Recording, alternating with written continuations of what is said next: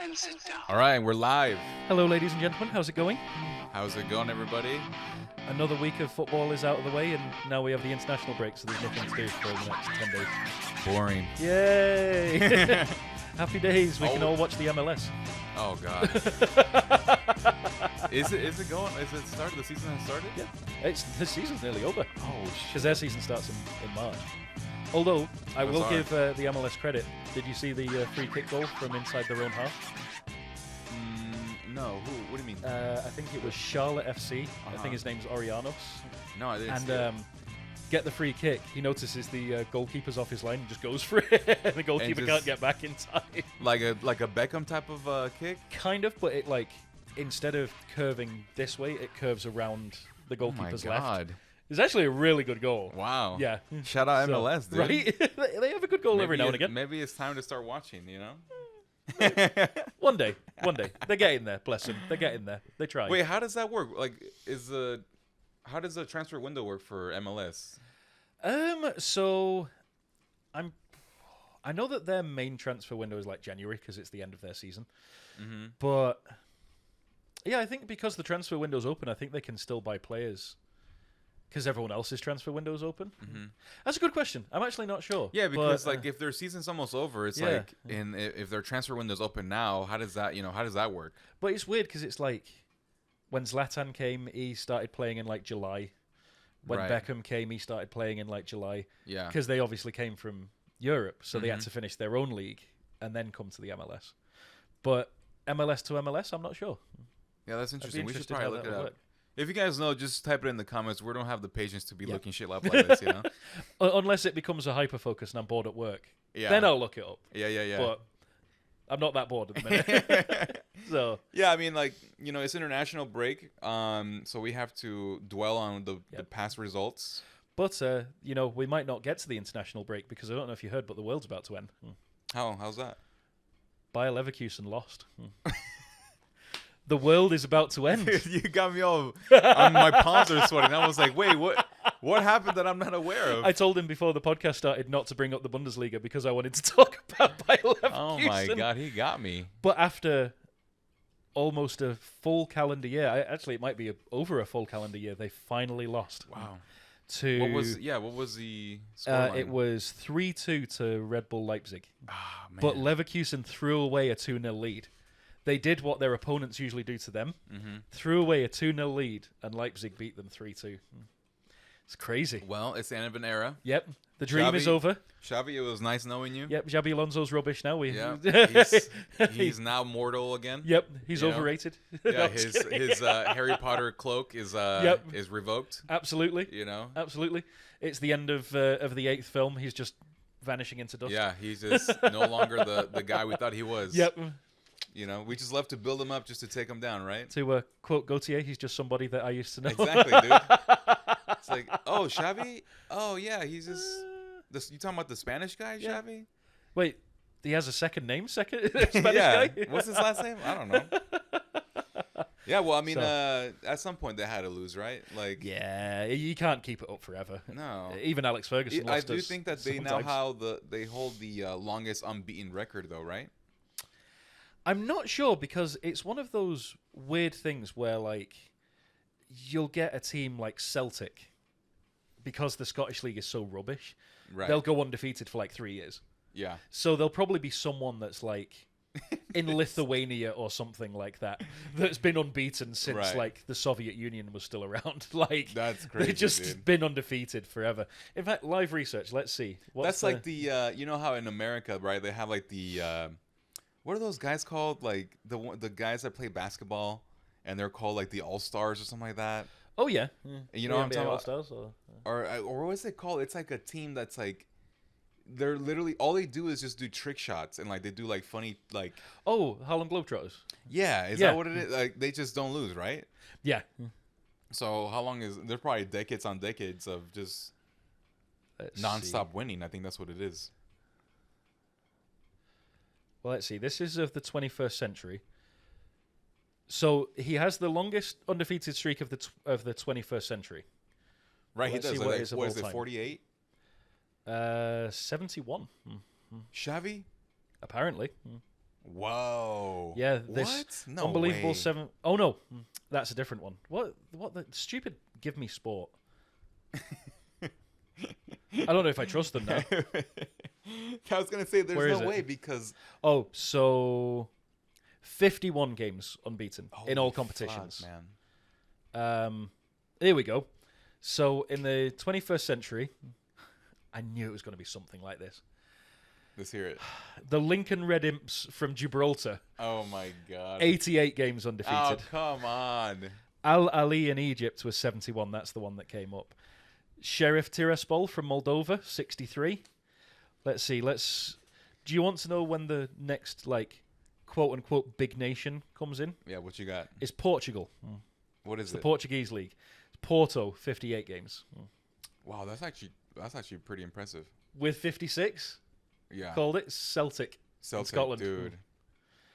So You were right on the nose yeah, with all those. I knew it would be Celtic or those something like predictions, that. man. Yeah.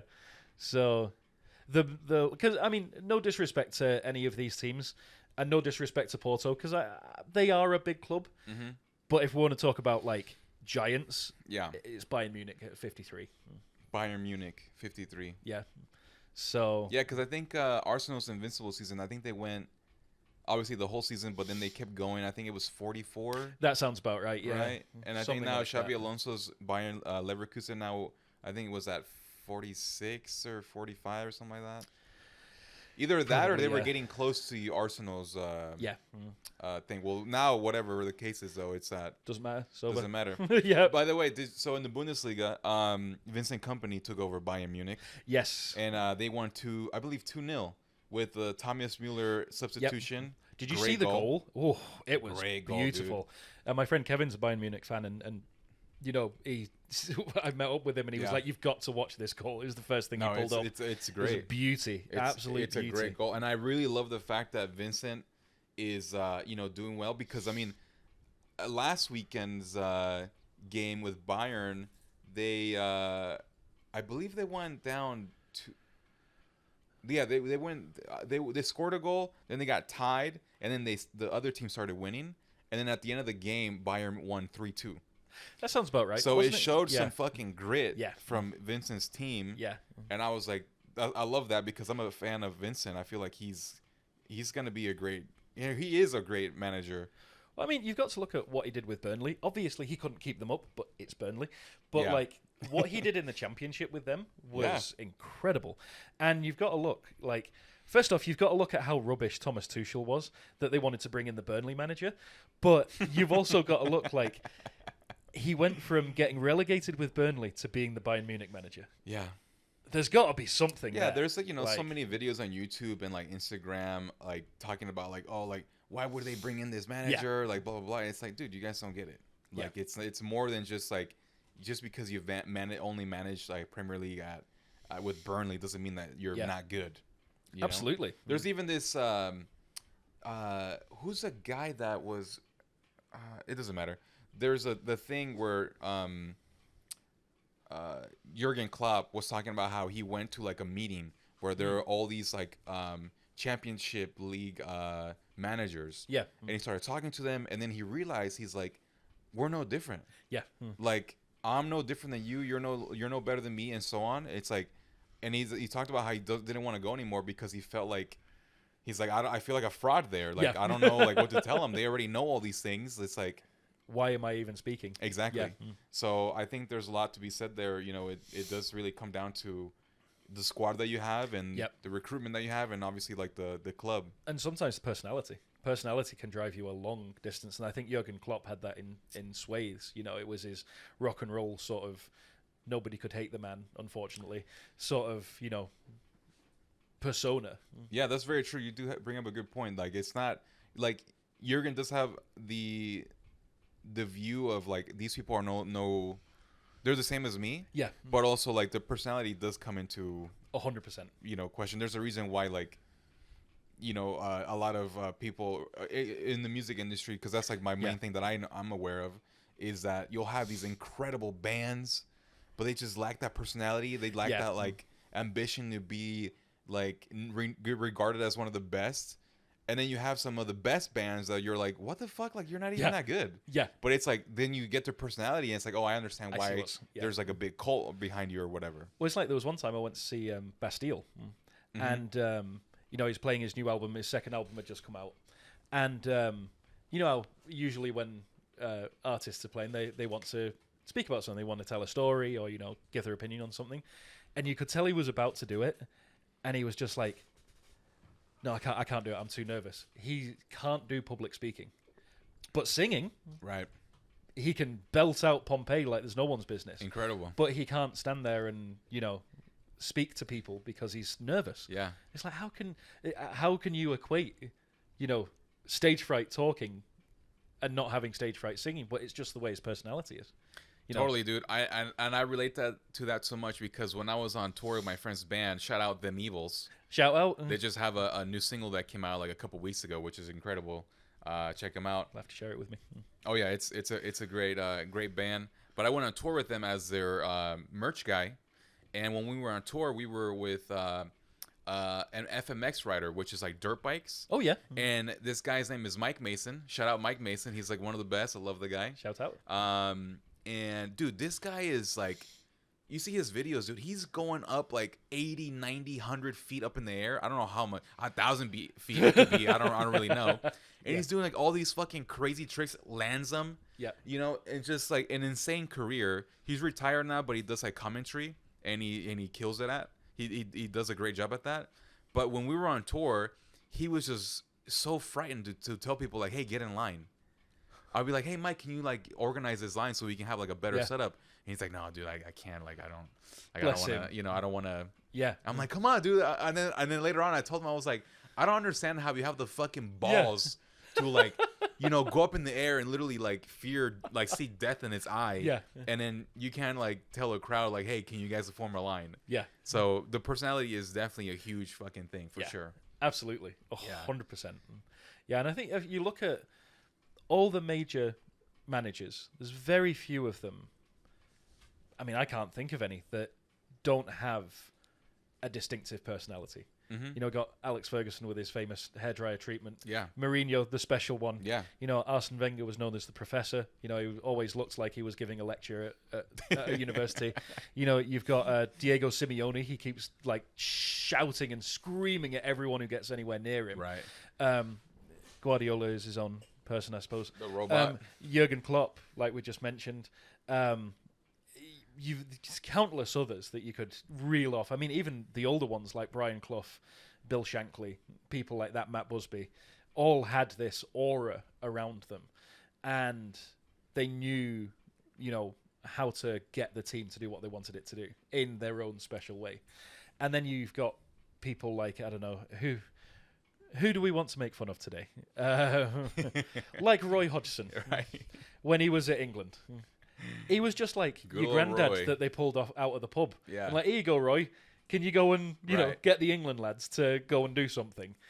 That story reminds me a lot of a little bit of history here, but in Roman times during Hannibal's whole thing of like trying to conquer Rome. Yeah. There was a time where like they were just sending general after this guy, and like all these guys were just getting demolished, completely just obliterated.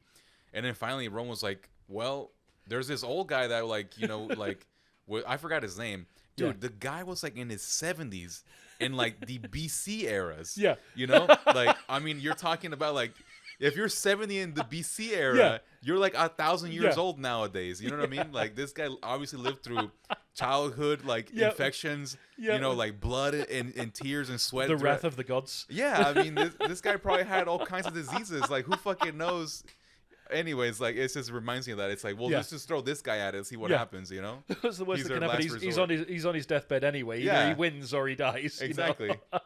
So that's like very last resort. So I feel like that's the equate of that. Well, there is that way. So let's use Bayern Munich as an example, since we were talking about the Bundesliga, and when Jupp Heynckes left, and they brought in, God, I can't remember. Was it Guardiola the first time around?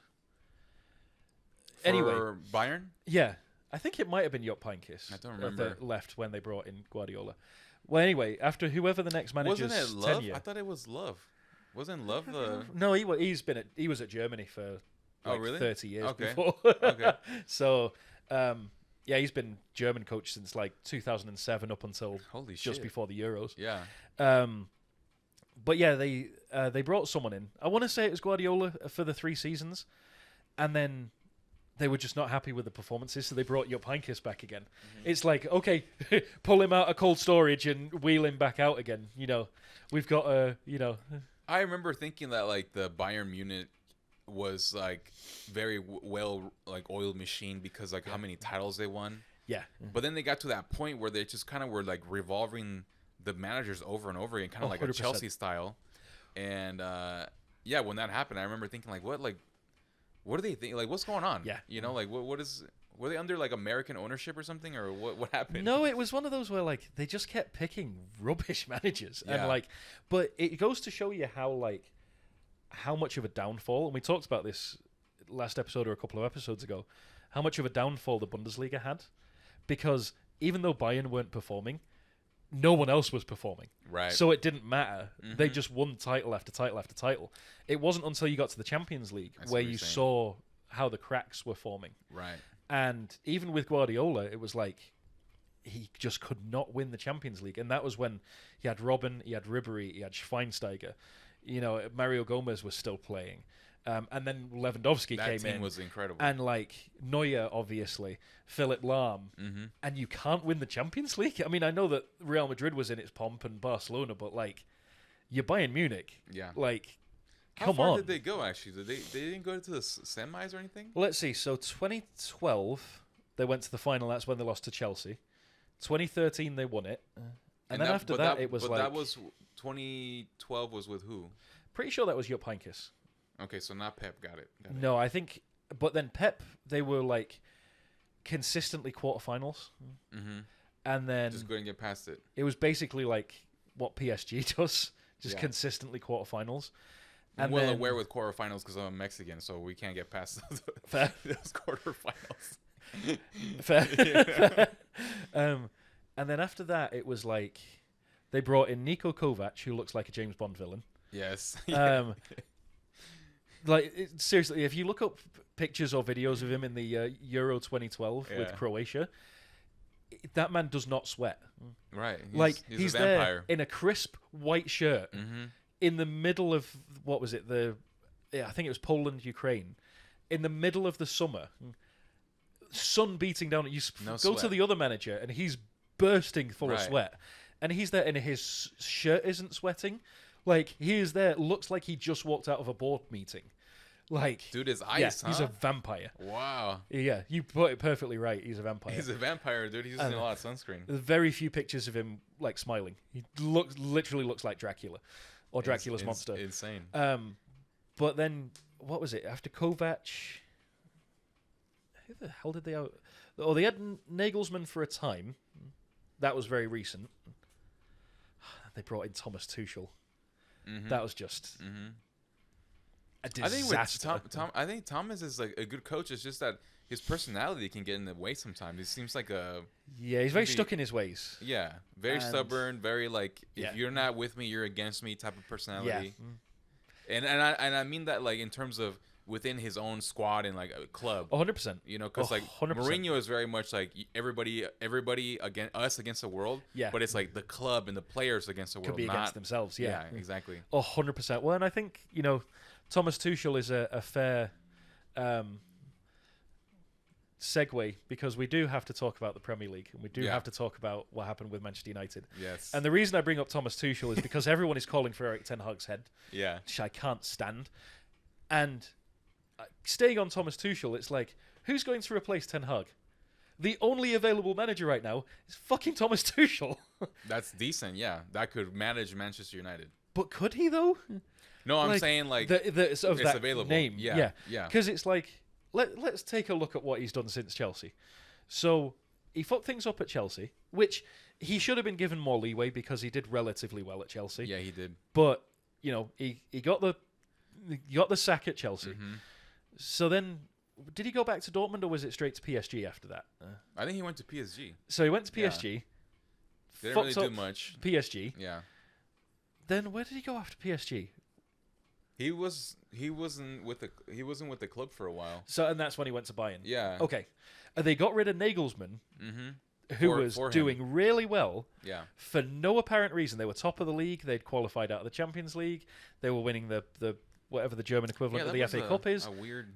Got rid of. He's like 33 years old, the youngest, one of the youngest managers on the books at the minute, and they got rid of him for Thomas bloody Tuchel, and then they didn't win the league, they didn't win the cup, and they didn't win the Champions League, and they were having poor performances. It wasn't even very poor performances, and even with Harry Kane scoring 50 million goals, they still couldn't perform, and that just goes to show you. I do not rate Thomas Tuchel, at least not anymore. If it was fresh from Chelsea, maybe. But yeah, he's fallen quite a bit. Yeah. I think in some ways, like when Chelsea left them and he went to what was it? Oh yeah, PSG. Yeah. I think he was like so gun ho into trying to prove a point that he was like the man. Absolutely. Where like the team was kind of like not up there with him in terms of mentality, and it just kind of fell apart for him. Well, that was the PSG that had Neymar and Mbappe. Yeah, it was pre-Messi, but they had Neymar and Mbappe. Dude, they had a great squad. They had this Italian guy. I forgot his name. Verratti. Yeah, Marco Verratti. Little short guy. Yeah, killer in the midfield. Yeah, midfield dynamo. They had an incredible team, but they couldn't figure it out. Yeah, and that's why so obviously, if for some reason you don't know, I don't know why you're listening to a football podcast if you don't know that Liverpool beat Manchester United this weekend, beat us 3-0 at Old Trafford, and there's just so much hatred for Erik Ten Hag at the minute. So much vitriol, and it's like, so I'm going to go on a bit of a rant. Please here, do. But so since Alex Ferguson left, so David Moyes was given 10 months, and he was out on his arse. Yeah. Then we brought in Louis van Gaal. And Louis van Gaal was given, I think he was given 3 years. He was sacked the day after winning the FA Cup. Insane. Then we brought in Jose Mourinho, who got us our first treble. Now, it's the unofficial treble because it was the Charity Shield, the Europa League, and the League Cup. Silverware. But it's still a treble. It's still silverware. He did that his first season. And I think that was the same season that we finished second. Yes. And then next season, he's given until December. He's out on his ass. Then we bring in Ole Gunnar Solskjaer, who goes on a 15-game unbeaten run, gets his contract, and then he's sacked. And it's like... And then he's sacked also, like, literally a couple weeks, if not maybe a couple games after they signed Ronaldo. Yeah, exactly. Like... Exactly. What are you doing? And it's like, what the fuck are you doing? What are you doing? So, and I remember... So, this is the reason I wanted to bring it up, because I remember when Moyes was sacked, I was literally the only person in the world that was saying that we should give him more time. He was out on his arse. Everyone was pretty much happy. There was that whole give it to Giggs until the end of the season. Then Van Gaal came in. Everyone hated Van Gaal. But as soon as he was sacked, the day after the FA Cup, everyone's like, oh, he should have been given more time because he won that trophy. It's like, you're the same people that were giving him so much shit for what was going on at United. I don't want to hear anything about it because it's like, go fuck yourselves. Then Mourinho came in. Everything was fine. And then, the heads start to turn. Actually, I think the first year he won the treble. The second year that he finished second. And then it was into the third year. Yeah, into the third year is where he That sounds about right. Yeah, because I knew he got at least 2 years. Yes. So, but it was like, oh, Mourinho's lost his touch. Special one, this, that, and the other. As soon as he was sacked, well, Mourinho was actually all right. He was the special one. And then Solskjaer, legend of the club, scored that winning goal against Bayern Munich in the Champions League final in '99. The baby-faced assassin literally could do no wrong for United fans. And then he became manager. Oh, Solskjaer doesn't know what he's doing. He's only ever managed, was it Cardiff City and Mulder before. Oh, we need to get rid of him, blah, blah, blah, blah. And then we got rid of him. Oh, how could they do that to a legend of the team? Make up your mind. Do you want the manager to stay or do you want the manager to go? And it's the same with Ten Hag.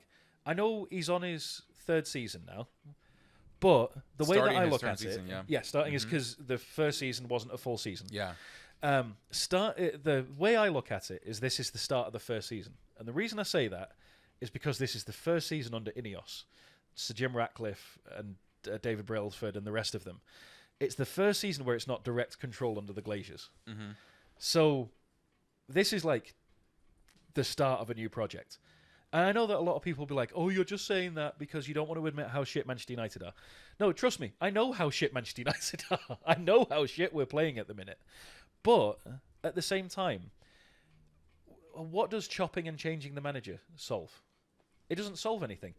Case in point of that, so when Alex Ferguson took over in 1986, it's November 1986, that first season he finished 13th. Second season he finished 11th. Third season, he also finished 11th. Do you know the only thing that saved his job? Was winning the FA Cup. If it wasn't for winning the FA Cup, we would have got rid of Alex Ferguson, and then we would have been in a what-if scenario. Because we wouldn't have had the next 26 years of Manchester United.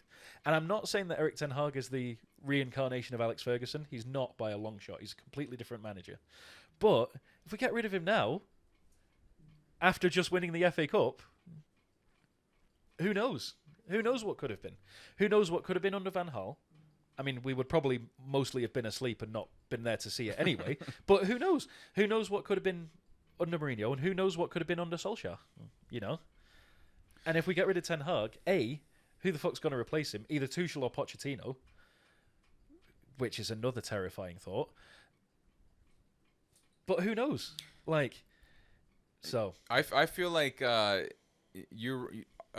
the only criticism I have of Ten Hag, literally this is the only one, is that I don't like the fact that he's specifically wanting to basically recreate his Ajax team at United. I mean, that's fair. It's like fair. It's like, dude, you have so much money available to you. Why don't you go for players that are not from that team? You know, like literally any other player that could maybe even be cheaper and more effective or whatever. That's my only criticism of him. I do think that it would be absolutely a nightmare to get rid of Ten Hag right now. Yeah, not only because he is just now, like, I feel like getting established in terms of like he finally has the players that he quote unquote wanted. Absolutely. You're talking about almost 600 and something million that were spent on his transfers. Yeah. It's like if you get rid of him now, what the fuck was the reason for bringing any of those players in? Exactly. Like you're gonna waste all those players. Yep. You're gonna bring our new manager in. His excuses are gonna be like, well, I don't have the players. Yeah, because I've got the old guys' players. Exactly, and now the fucking revolving door 100%. comes over and over again. It's like there's no reason for you to do that. When you can see that with Solskjaer, like he didn't want Donny van de Beek. He was on record saying, "I don't know why they brought him in, but I'll make the most of him. I'm glad he's here, but I wasn't consulted on this. This wasn't my transfer." Mm-hmm. He didn't want Ronaldo there. Not that there was any bad blood. Yeah. But the only reason we got Ronaldo was to stop him from going to City. Yeah. Because he was on the M62 driving to the Etihad, and Alex Ferguson rang him up and was like, "Hey, do you want to come to United instead?" That's the only reason he came to Old Trafford, was because we didn't want him to go to the Etihad, which I'm glad for. You know, and he literally has talked about that. Ronaldo was like, the reason why I went to Man U is because Sir Alex called me. Exactly. Yeah. But if you look at like the problems that Erik Ten Hag has had, speaking of Ronaldo, that whole Piers Morgan incident, then you've got the Jadon Sancho saga, Mason Greenwood and his bloody criminal activity, and then you've got everyone and their mother being injured for the last 3 years. It's no wonder. It's a miracle that we haven't been relegated, in all honesty. Yeah. There's been a lot of handicaps that Ten Hag has had to maneuver around when it comes to the squad. Yeah. Like the injuries alone are enough to break a lot of managers, honestly. Like it's a lot. Absolutely. I don't think he gets enough credit for that. Because Agreed. all people see is like, oh, Manchester United losing, which is fine. I have no problem with rival fans giving us shit for losing. Mm-hmm. What I have trouble with is our own fans giving us shit for losing. It's like, are you a fan or are you not? Like, calling for... It reminds me of, and we talked about this before, Arsenal Fan TV. It reminds me of the height of Arsenal Fan TV, where it was... You've got... I can't remember his name. The old guy who unfortunately passed away. I think he was called Clyde. And arguing with the other guy as... Wenger out. It's time to go. That's what it feels like. It feels like Manchester United is peak Arsenal Fan TV right now. Literally, yeah. And it does my head in. And, you know, like, I actually was looking at this right now. I took a screenshot of a... This was... I was watching a Mikel Arteta interview. Oh, yeah. And I took a screenshot of a great comment that somebody was talking about how I believe it was the first year that Mourinho was in control of Tottenham, and Mourinho's Tottenham beat Arsenal 2-0. After that game, Mourinho had a press conference where he was like, listen, even though we won, like Arteta and what he's doing with Arsenal, they're an incredible team. Yeah. He's like, I've been managing for 16 years plus, and it's rare when I see a team that can do what the Arsenal did today. Yeah. And this was during a time where everybody was like, Arteta out. Yeah, like everybody was like, they're not going nowhere. He's like, I not remember the that person. period of time. It was awful. awful. It was horrible. And I love the fact that Mourinho's the person who was like, give him time. Yeah. And you guys will see results. Absolutely. I feel like right now with Ten Hag and like this whole like Liverpool game, it's literally, we haven't even gotten into the game. Yeah, exactly. We're just talking about just like Ten Hag, right? Yeah, like absolutely. It's literally just like everybody's like just jumping ship on like, just let him go. Just like he's useless. It's like, it's literally the worst decision that you can make. It's just keep him. You know? Especially now, it's the third fucking game of the season. Yeah. And if you look at it, we had one win. Yeah. We had one game that we should have at least drawn. Mm-hmm. And even the Liverpool game. Did you watch the game, or have you seen the highlights? I've seen the highlights, yeah. United didn't play particularly badly, No. except for the faults at the goal, which were all Casemiro's fault, 2 of them. But, like, and to be fair, there were about 10 minutes in the second half where Liverpool should have scored about 8 goals. We could have been looking at double digits. But for the rest of the game, for, say, the first, like, 30 minutes and the last, like, 20 minutes, United weren't bad. We didn't look like a team that deserved to be losing 3-0. Mm-hmm. We also didn't look like a team that deserved to be winning 3-0, but we didn't look like a team that deserved to be losing 3-0. We looked like a team that deserved to be at least level on points, or maybe losing 2-1 or something like that. Everyone is panicking so badly. When I was back home last year, I watched us lose 3-0 to Bournemouth. I think I'd rather lose 3-0 to Liverpool than lose 3-0 to fucking Bournemouth. And I watched that game against Bournemouth. This was just before Højlund came in. We didn't have a single, not just a shot on target. I don't think we had a shot. Mm-hmm. The best part about that game was the fact that I got, my uncle got us VIP tickets and I got to see Ryan Giggs to speak. The rest of the game was awesome. Fucking atrocious. Yeah. It was absolutely atrocious. So watching that game and watching this game is complete and utter night and day. And I think people need to take stock and not just look at the scoreline. And it's so ridiculous because you've got all these people that are overreacting in the middle of the game. The game's not even over yet. We could have come back and won 4-3. Yeah. But everyone is already walking out of the stadium and like... Yeah, there's multiple things that I would say, right? Like the first one is football heritage, right? Yeah. Like you're talking about a Liverpool team that is coming from a 11-year tenure with one of the greatest managers of all time. Great recruitment when it comes to their team. Their team is incredible. They've been in the top 4, close to winning the Champions League, and they've won it once out of Manchester United or Manchester City. Like you're talking about a very like top team. Yeah, like this isn't just like a whatever team. Yeah. And then if you want, let's look at like Manchester United has been through a lot of turmoil, a lot of turnover in the span of 11 years. There's been, what, 4 or 5 managers? Yeah, because 11 years is when Ferguson left. David that's Moyes, true. Moyes, Louis van Gaal, Mourinho, Solskjaer, and Ten Hag. So 5 managers. Ryan Giggs, if you want to include caretaker managers.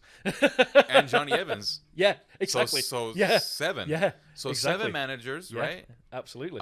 And you're talking about also, I personally think that a lot of just lack of backing of the manager in terms of like what they actually want. Absolutely. The player recruitment has not been good at all. No. In fact, the majority of the players that are really good for United have either been there from the academy or were there when they were buying like in the first 2 or 3 years after Ferguson was there. Yeah, absolutely.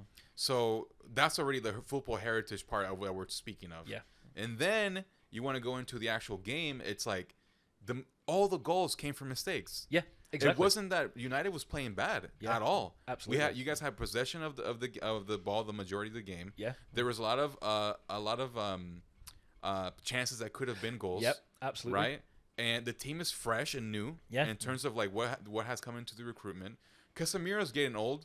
Yeah. And he clearly has gone in the decline for the past ever since he got to United, he's just been he's still class. Yeah, but 100%. like there's a difference between the role that he played in Madrid to what he's doing in Manchester United. They're asking way too much of him, specifically for this Liverpool team, that the way that they press. Well, I think instead of having him start the game, I think he should have come on and closed the game.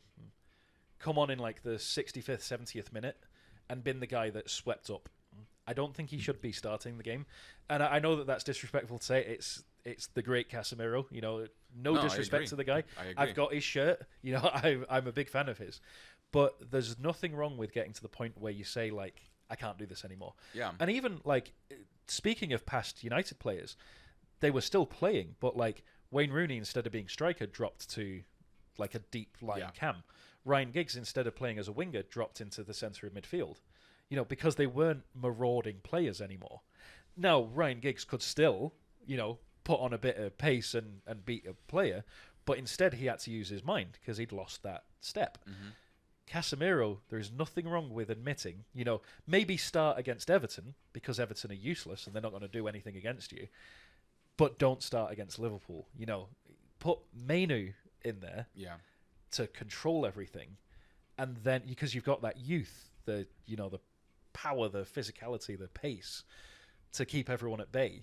Yeah, Casemiro's just. I mean, even FIFA knows that they took him like 25 points off his pace. You know, and if EA knows it, then you know it's true. You know? Yeah, it's also I feel like tactically when it comes to the midfield, Ten Hag did kind of leave Casemiro a little bit too exposed in terms of like he was alone basically like a single pivot. Yeah. And the first goal that Liverpool got came from a transition, bad pass. Yep. Second goal came from a pressing back tackle on Casemiro. Absolutely. And then the funny part is that like everybody is just fucking hating Casemiro about these positions, right? Then Mainu, that happens to Mainu again, same position as Casemiro was when he came off. Yep. But then because he's a youngster and because he's, you know, a Manchester United youth academy player, everybody's like, well, you know, he's young. Yeah. Where it's like, you know, like if you're gonna equally be mad about Casemiro about that, Mainu also is 100% to blame. But then again, I feel like there needed to be way more support in the midfield. 100%. There's a reason why they were closing down on the pivots. We were far too attacking. Yeah. At that point, especially after the first goal came in, and I understand. Like I am the first to it because I always say I would rather lose 3-0 and go down fighting than lose 1-0 and hold possession of the ball. And so. You know, at least we went down with a fight, and we did go down with a fight. There were quite a few chances, especially from Xerxes.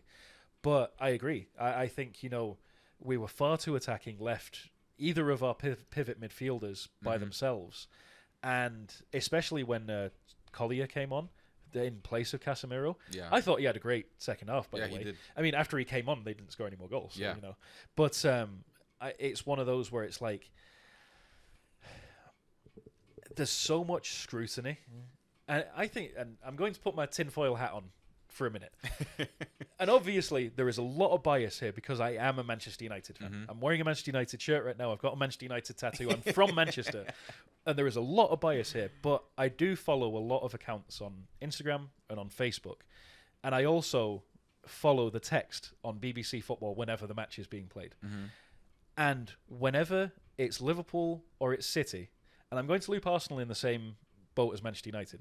Whenever it's Liverpool or City, or whenever it's Barcelona, or Real Madrid. Oh, poor team. Oh, they're trying so hard. They were just unlucky today. You know, oh, Jurgen Klopp's a great manager. It's just something went wrong today.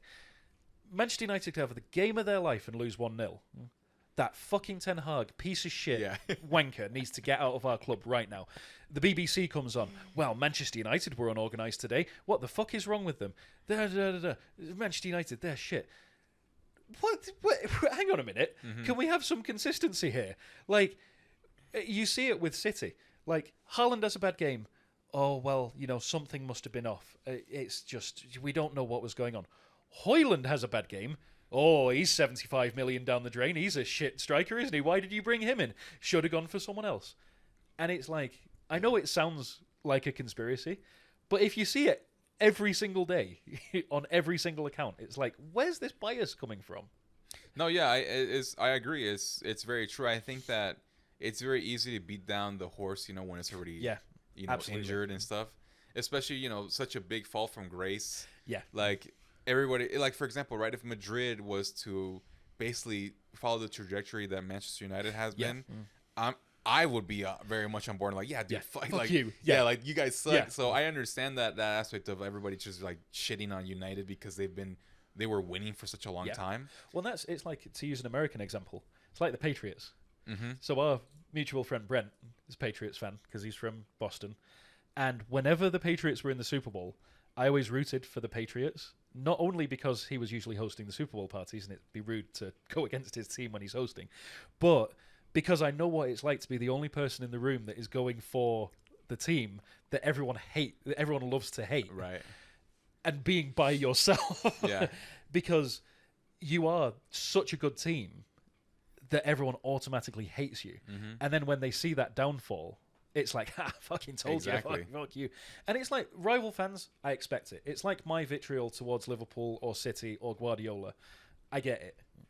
It's the so-called professionals, the press, the ones that are running the Instagram I see what you're accounts. saying. They're the ones that piss me off. And the members of our own fanship who aren't real fans, who would obviously have turned on the club for some reason. And it's like, where did this come from? Like, if a Liverpool fan came up to me, like, they were singing, I can't remember what, they were singing, it was like, 10 Hag's at the wheel. 10 Hag's at the wheel, 10 Hag's at the... Like, they turned our song against us because they were cheering because we were losing 3-0. I actually thought that was quite clever. I hated it. How do they do that on the fly like that? Right? That's why I love football fans. That's crazy, dude. Like, it pissed me off to no end. I was at work and I was steaming. But I gotta kind of respect it. You know, it's funny and it makes sense. But I was listening to the commentators, and I think it's Graham Lasso. Oh my God, we weren't even losing yet. And we had 6 minutes of continuous possession at the beginning of the game. And then there was that first goal from Alexander-Arnold that got called for offside. Mm-hmm. That was their first attack. It was their first piece of possession. Well, Liverpool looks like the better team in this game. What fucking game are you watching? Not even 10 minutes in. Are you kidding me? Yeah. What game are you watching? We've been all over them. And you're supposed to be an ex-professional player. Yeah. And it went on like that for 90 minutes. That's the thing that pisses me off. I get what you're saying. Yeah, I feel like it's very, again, it's just, it seems like it's very easy to just want to pile on. Yeah. You know, like the beaten horse, right? It's like, it's unfortunate. Like, there's not a lot of, I feel like it's the expectations for United, which is hilarious, right? Because, like, how long now has it been that Sir Alex retired? 2013. So 11 years. So 11 years. Yeah. So for 11 years still, the expectations are Sir Alex Ferguson. Yeah. Or Like, nothing. Or nothing. Yeah. Even like Mourinho winning the treble. That's, you know, like the the second tier treble. Yeah. Or even Ten Hag winning. He's won two FA Cups. Two FA And a Cups, League I think, Cup, right? I think. At least a League Cup and an FA Cup. But I think I'm he's won pretty two, sure like it's FA two. Cups. Yeah. Yeah. I forgot what the titles were. Yeah. Like, he's won you guys silverware, Yeah, and even exactly. then, it's like, it's funny, right? I'll also see the comments from other like teams, or like, especially Manchester City fans, are like, oh, please, like, keep winning. Like, this is so stupid, but I saw somebody say that, like, Pep Guardiola let Manchester United win the FA Cup so they could keep Ten Hag to keep winning the league. Yeah. And I'm like, you guys are so dumb. Like, even if that wasn't the case, and they did let go of Ten Hag, who would they bring in that would like miraculously win the league? Exactly. Like, you know what I mean? Like, Arteta's the closest one who's come to it, and he's not going to go to he's not going to go from Arsenal to and United. I don't see anybody like Jurgen was the one who actually won a cup from Pep. Yeah. And look what he had to fucking do, Absolutely. and the team that he had to build in order for him to do that. Well, just look at speaking of Mourinho, the special one himself. He said the hardest thing he's ever had to do was get second with Manchester United. Yeah. He's won the Champions League multiple times. He's won titles on every part of the European continent. He's won cup games on every part of the European continent. He won the Champions League with fucking Porto. And he said the hardest thing was getting second. Not even winning the league. Getting second and keeping pace with that Manchester United team. Yeah. And I'm not surprised when you look at the players that we had in that team. Do you remember what the points were? Like, what was the point difference on that season? I think it was about 10 points. It wasn't like So it wasn't a blowout, but it wasn't close. Yeah, It wasn't yeah. like, we got to the last game of the season and we got unlucky. It was, and just to go back to the game real quick from the Manchester United and Liverpool game, here's another perspective, right? You remove those mistakes from Manchester United and those goals that came from those mistakes, 0-0. Yeah, absolutely. At most 1-0. At most, the third goal. yeah, true. At most 1-0. Yeah. We're talking about a whole different game. Whole different game. Like, wow, Ten Hag is, like the team is looking good. Yeah. Or Slot, he just came in, like the team still needs to develop or whatever. Absolutely. You take away those mistakes and you basically don't have any of this backlash. 100%. You just have a normal game that's like that both teams were kind of going at it. 100%. So I feel like it'd be a different thing if Liverpool was just on the gas at all times. Yeah. Like, everybody's making mistakes. The backline is looking like shit. Yeah. Like, no, it wasn't. In fact, the backline was looking good. Yeah, absolutely. Like, the reason why those goals happened were because of counterattacks. Yeah. Or not transitional goals that were got from mistakes. From mistakes at a dangerous position. Yeah. You take those away, you're talking about a whole different game. 100%. So it's just unfortunate that like everybody has to judge based off of the goal line or the goal scores. Like it's 100%. It's bad. One piece of comedy I did want to bring up, because it was obviously a very sad day for me. Yeah. Was I don't know if you heard the commentary, but I don't know how many different ways they wanted to pronounce Ryan Gravenberch's name. Gravenbach, Gravenbeck, Gravenbeek, Gravenbeach, it's Gravenberch. It's fucking Gravenberch. How many? It's not a difficult name. Yeah. It's not like. Did you ever hear? I can't remember which commentator it was, but do you remember Guardado, the Mexican? Yeah. The commentator on FIFA. Not only did he not say it in a Spanish way, he said it in the most stereotypically upper class English way ever. Guardado.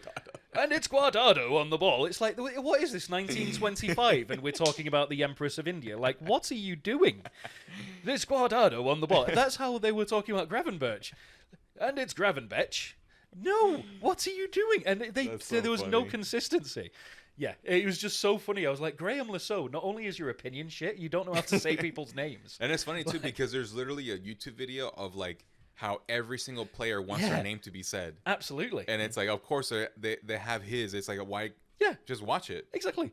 Exactly. It's like, it's not like it's Xherdan Shaqiri, which is quite a difficult name, or, Henrik Mkhitaryan. Right, yeah. With all of those consonants right next to each other. Those fucking Turkish last names. Yeah. Like Brighton just got that his name is Fred Konguloglu from, they got him from Fenerbahce. His last name is fucking weird. So many O's and U's. And, yeah. And it's like, dude, you got to listen to how the fuck you say that shit. Or like we were talking about the classic Dortmund team with Josip Blaszczykowski. Blaszczykowski. With all the bloody Z's and C's and S's and like... Literally, you know what's the one that it's like, if you see it, there's no fucking way you get this right, is Szczesny's. Yeah. Dude. How the fuck is that even say Szczesny? Yeah. By the way, shout out to Szczesny. He just retired. Oh, did he? Oh, bless him. He retired. Like full retire or just international? Full retired. Oh, bless him. Yeah, because Juventus let him go, and I don't know if he was looking for clubs or not, but 33 years of age. He's only 33. Oh, came through the youth, the Arsenal Youth Academy. Yeah. Well, I remember when he broke into the team, and it's got to be said he had a woeful time at Arsenal. Oh yeah, but I don't think it was necessarily his fault. I mean, there were some things that were his fault, but like. Arsenal were terrible at that. Yeah. It's like, that's when you still had like Shamak and like Sonogo and players like that. Koscielny. Koscielny. Sacker, like who could run like a two-pace big old mile. Pez dispenser, like just crazy. Yeah. Do you remember did you ever watch the old KSI videos way back in the day? Yeah. Mertesacker extrude. Yeah. I miss those fucking videos, man. Right?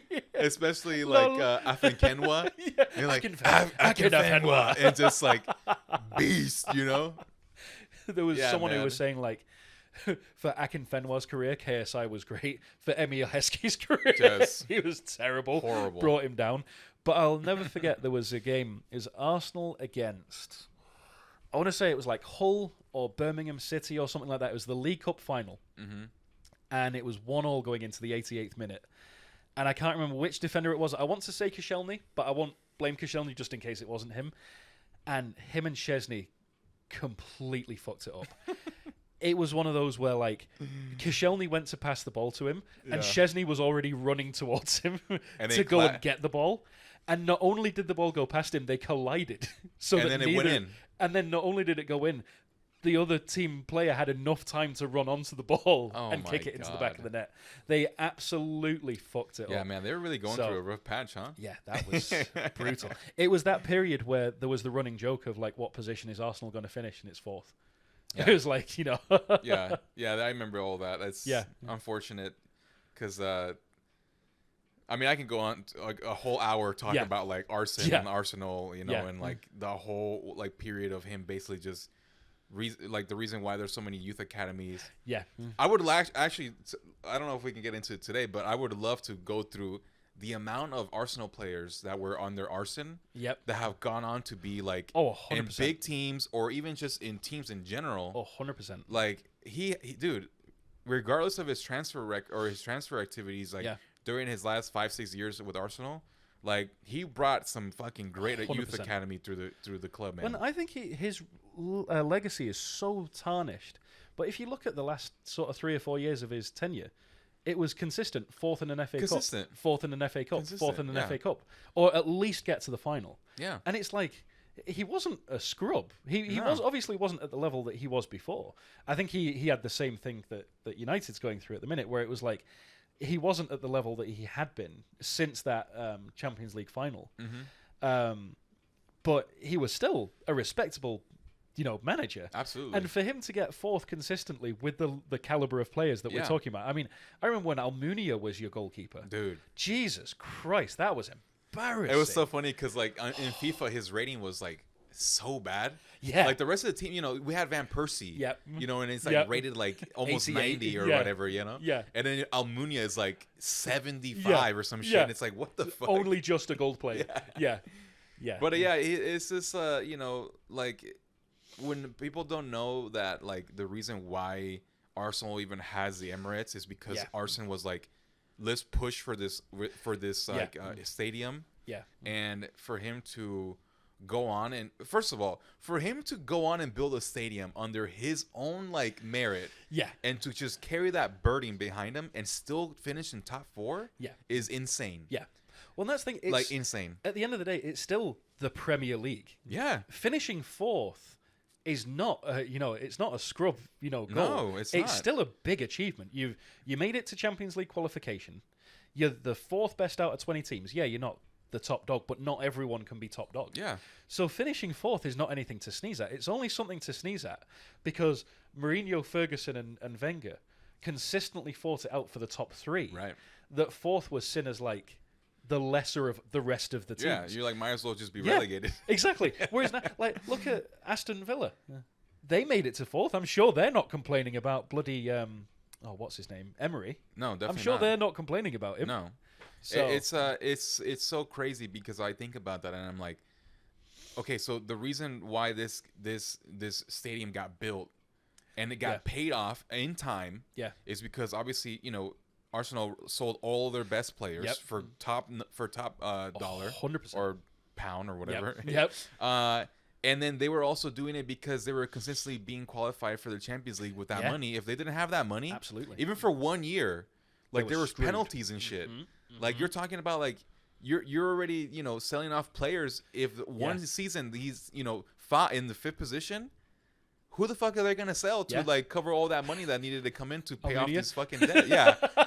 So like Arsene, I think, is very disrespected for what he did, and like the reason 100%. why they are so successful, I think, is because again, football heritage. Like what he not only football heritage, you're talking about an entire brand and club 100% heritage, like Fergie, and not just football wise, but sports science wise, because we've talked about this before, where he changed the whole attitude of like nutritional science and, you know, actually exercising instead of just running out on the pitch and kicking the ball about for an hour.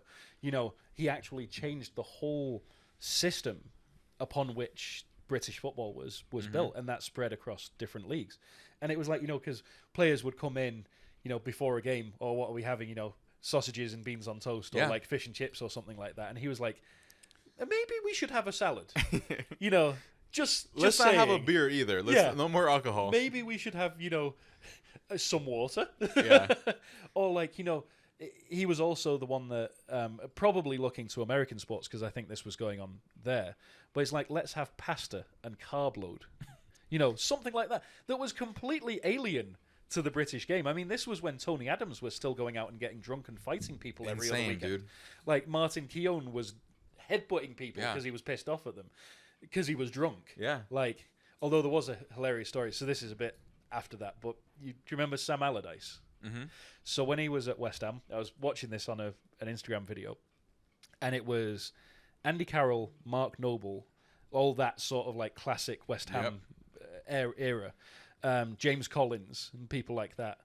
And they were on a pre-season tour of like Spain, and they went out that night and got drunk, and they started fighting amongst themselves. And Andy Carroll punched James Collins and left a huge bruise on his face. And they were like, how are we going to explain this to the boss? He's told us not to go out. He's going to be so pissed off. So they come into training the next morning. And of course, Big Sam's like, all right, everyone except for these 5 players, stay in the changing room. I need to have a word. So he takes them out up to his office. And he's like, you little fuckers, you didn't invite me out. Was it a good time? I think you sent me that.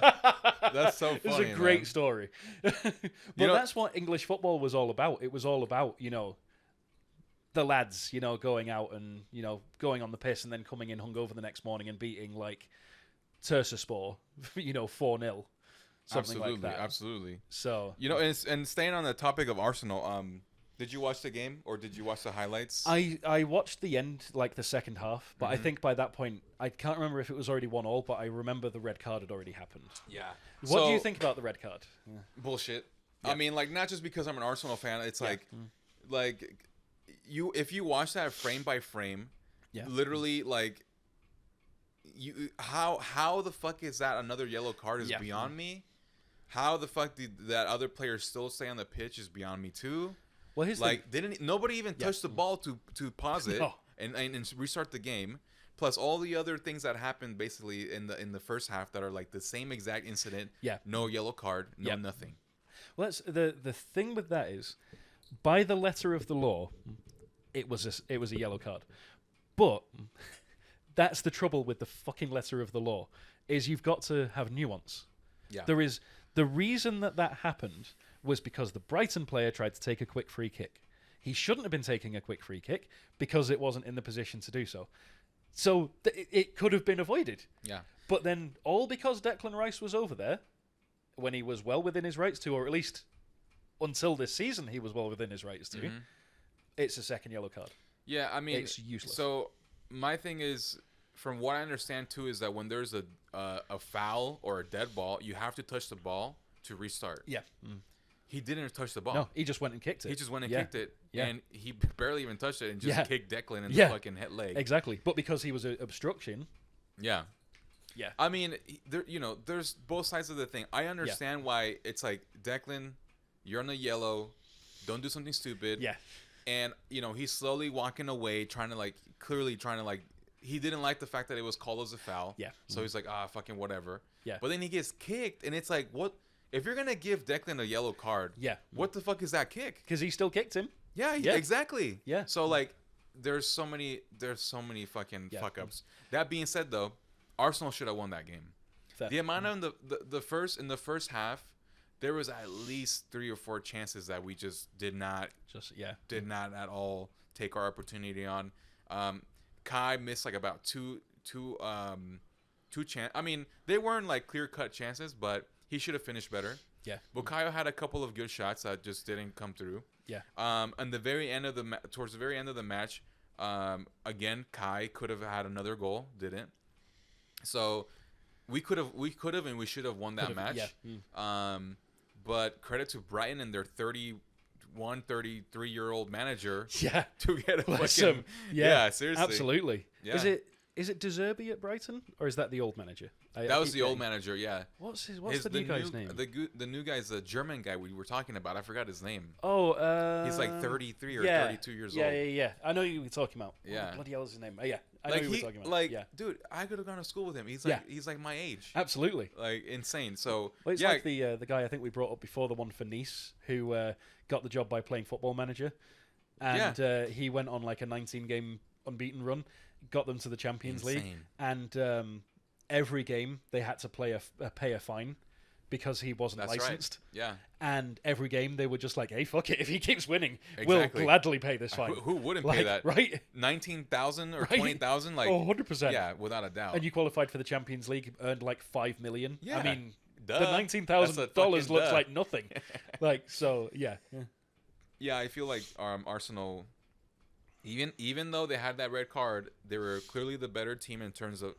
I shouldn't say that. They weren't the better team. They were better individuals in our squad. But Brighton was set up to really block a lot of like what Arsenal were trying to do. Fair. I do think that Thomas Partey is getting a little old. Fair. He's like kind of losing his pace. He's losing a little bit of his concentration as now that he's like 32, I think, or something like that. He's having a bit of a Casemiro moment. Yeah, he really is. He really is. And I think that CDM role. Oh, 100%. Or sorry, that defensive midfielder, whatever you want to call it, role where it's like you're the main pivot, 100%. is a very demanding role. It's a vital role, and it's one of those roles that you don't realize how much you miss it until it's not there anymore. Exactly. And the key example for Manchester United, one of the most underrated players I think we've ever had was Michael Carrick. Yeah. As soon as Michael Carrick retired, we haven't replaced him, and we've tried. Absolutely. We've brought in Matic, we brought in Casemiro, we brought in Fellaini, the legend, the hair god Fellaini. Yeah. Like, we've brought in all of these players to fill in that role, but there's only one Michael Carrick. Dude, it's like, okay, so it's interesting because that role is seen as like a very important role in terms of like you need a specific type of quality of player. Yeah. But then there's teams like that can have a Metsala like AC Milan did with Ancelotti and Pirlo. Yeah. Where like Pirlo wasn't necessarily that CDM guy. Or sorry, I keep saying CDM. Is it CDM? Yeah. Yeah, CDM, central defensive midfielder. Yeah. But he's more of like a guy who's really progressing and really like dictating the tempo. Yeah. And like Busquets was more of like, I'm gonna take that ball from you and I'm gonna recycle it. Yeah. And I'm gonna give it to another team. Same with Carrick. Yeah. Well, that's it was Carrick and Scholes. So you had Carrick so that Scholes didn't have to defend because, Jesus Christ, if that man slide tackled, it was a straight red card. He could not tackle to save his life. Dude, he couldn't. It was the one thing that he could not do. Like, I'll never forget. This is a bit of a tangent, but go on. So Paul Scholes retired, and then he came out of retirement because we desperately needed players. I remember that. Yeah. His first game back is against Manchester City. He must have been on the pitch for about 40 seconds, and he just clatters into one of the City players. Straight red card. We just brought him back on loan. He comes on in the 70th minute. Yeah. Fucking straight red card. He just clatters into someone. That's why he should not be bloody tackling. So, but amazing. That's why you need that sort of, Gattuso Pirlo or like Carrick Scholes, Busquets Xavi or Iniesta, where you've got someone who is not afraid to get stuck in. Even like on Arsenal, Declan Rice and like Odegaard. Yeah. Like, Odegaard is not a central midfielder, he's a cam. Yeah. But the fact that Odegaard doesn't have to come back is because of Declan Rice. Yeah. And so you need that player who's not afraid to get stuck in so that the other players can move forward. And it's like Carrick came up with some banging goals. Incredible goals. Banging goals. What is it about CDMs that have like those crazy long shots, right? 100%. Yeah. They're the players that you get on FIFA and you're 35 yards out and you're just like, fuck yeah. it. I'm going to rifle this into the top corner. And, but he wasn't afraid to have a crack. But at the same time, he wasn't there to score the goals. He was there because he knew he was an important part of the team. And as long as the team did well, he was happy. Yeah, it's... You know what I was just thinking when you were saying that? It's like, it's so funny that like if Manchester United did have a fucking Makelele, Yeah. Michael Essien, Yeah. a fucking Cambiaso type of player in their squad, Casemiro would be fucking another beast. Yeah. Because he's 100%. still quality. Absolutely. He's still a Absolutely. player who is going to progress the ball. He still has the same, what's that saying? It's like class is permanent or form is temporary, class is permanent. Exactly. I feel like Casemiro has proven in Real Madrid that he does have class. 100%. There's a reason why he's at Manchester United. He just doesn't have at Real Madrid. He had Toni Kroos. Yeah. And he had Modric to really help him like progress and push that ball up. Absolutely. And do what he does best in like the midfield to attacking third, as a in the contrast where in Manchester City United, he's more of like that CDM where he's alone. Yeah, absolutely. And then not only is he alone, dude, you have fucking Maguire. Harry Maguire, and it's like, are you gonna pass it to him or are you gonna pass it to? Hey, enough slabhead slander. Enough slabhead slander. But you know what I mean, though. Yeah. It's like what are the outlets that he has? You don't have Varane and Militao behind you. You have you have Harry Maguire and I don't know Luke Shaw if he's ever off the bloody medical bench. So it's just I feel for him because again it's like it's not the player, it's the system. It's like who the players 100%. Are around him. Again a quality. I bet you that if Casemiro goes to another team, or if Manchester United are able to get a player that can actually facilitate and help him be the player that he was at Real Madrid, dude, you be talking about one of the best midfielders in the world. Well, we might see it when Højlund comes back from injury, because at the minute the other player that would be helping him out is Bruno Fernandes, and he has to go so far forwards because we don't have a striker. Yeah. I mean, we do. It's Marcus Rashford, but he is insistent that he's a left winger. Bruno Fernandes. And will not go in. Yeah, Bruno Fernandes. Rashford will not go into the centre of the pitch unless he's cutting in off of the left wing. Yeah. To the detriment of Garnacho, because I don't know if you saw him playing on the right wing. I know we finished talking about United against Liverpool, but he was stuck because he's a left winger. So you got two left wingers and no strikers, and you've got your Cam playing in the middle of the pitch.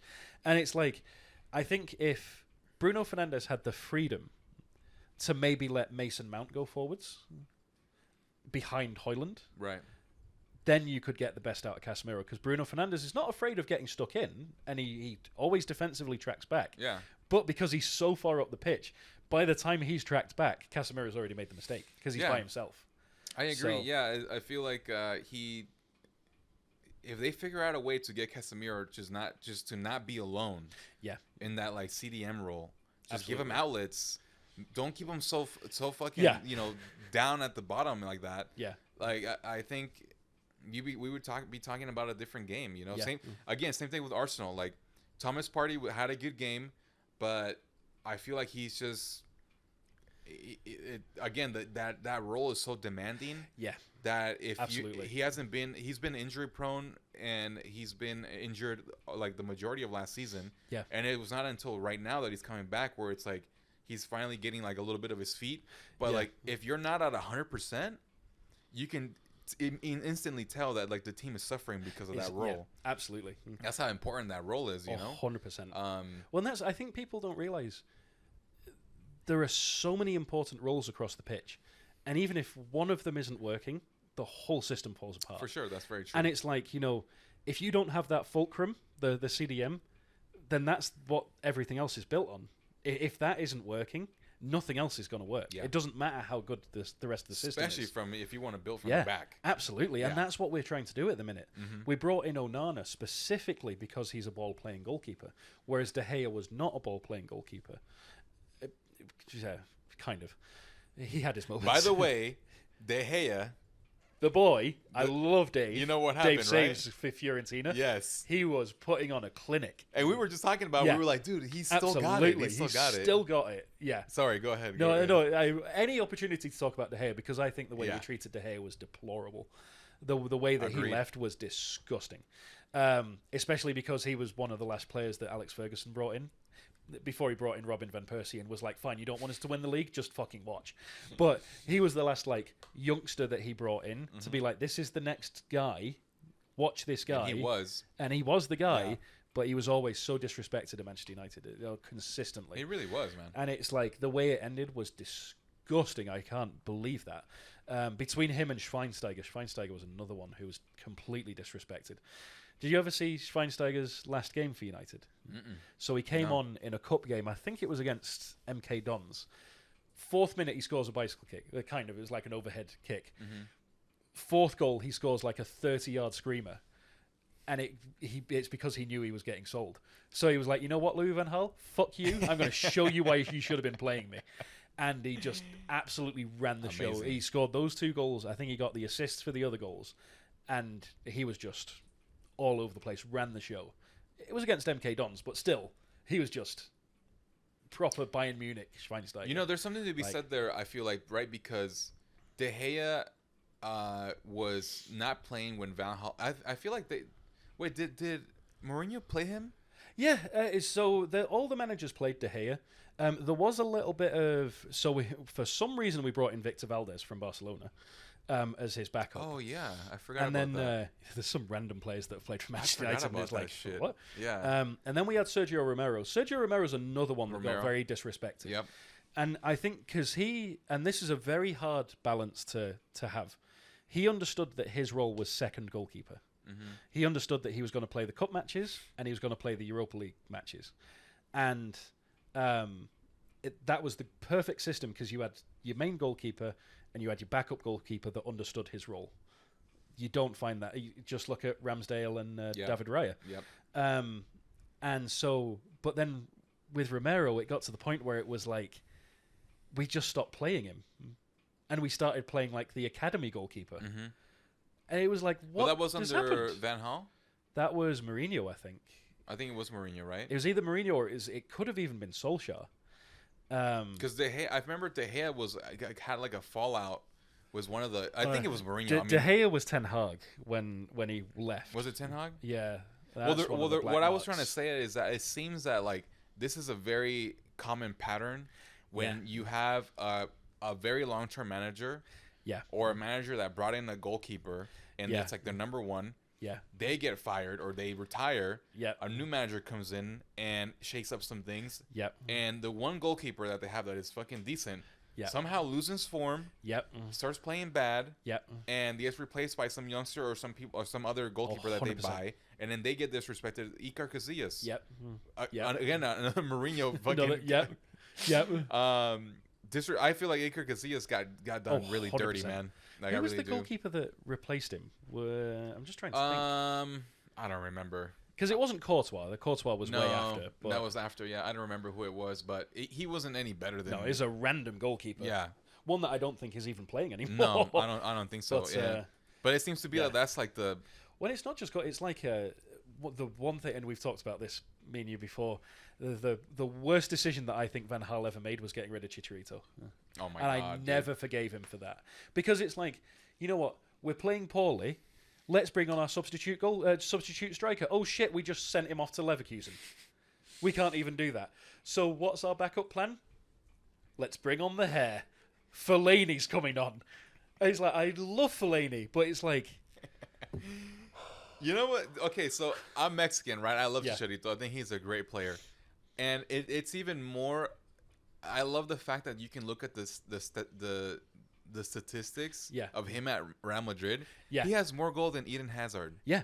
And he was a fraction of the fucking price 100%. That they paid for Eden. And he was so disrespected at Real Madrid. Oh, extremely. So disrespected. Extremely Even Real Madrid fans didn't like him. Yeah. And it's like, why? I think it was just because, he's like a cheap player. Yeah. He wasn't seen as like a, like a Galactico or like, one of these fucking crazy names that you're looking for. But just like Joselu last season, he was instrumental to them getting to the Champions League that year. Instrumental. Absolutely. He scored that banging goal against, I can't remember who it was in the semi-final. Yeah. From outside the box, which is unusual for him because he's usually inside the box.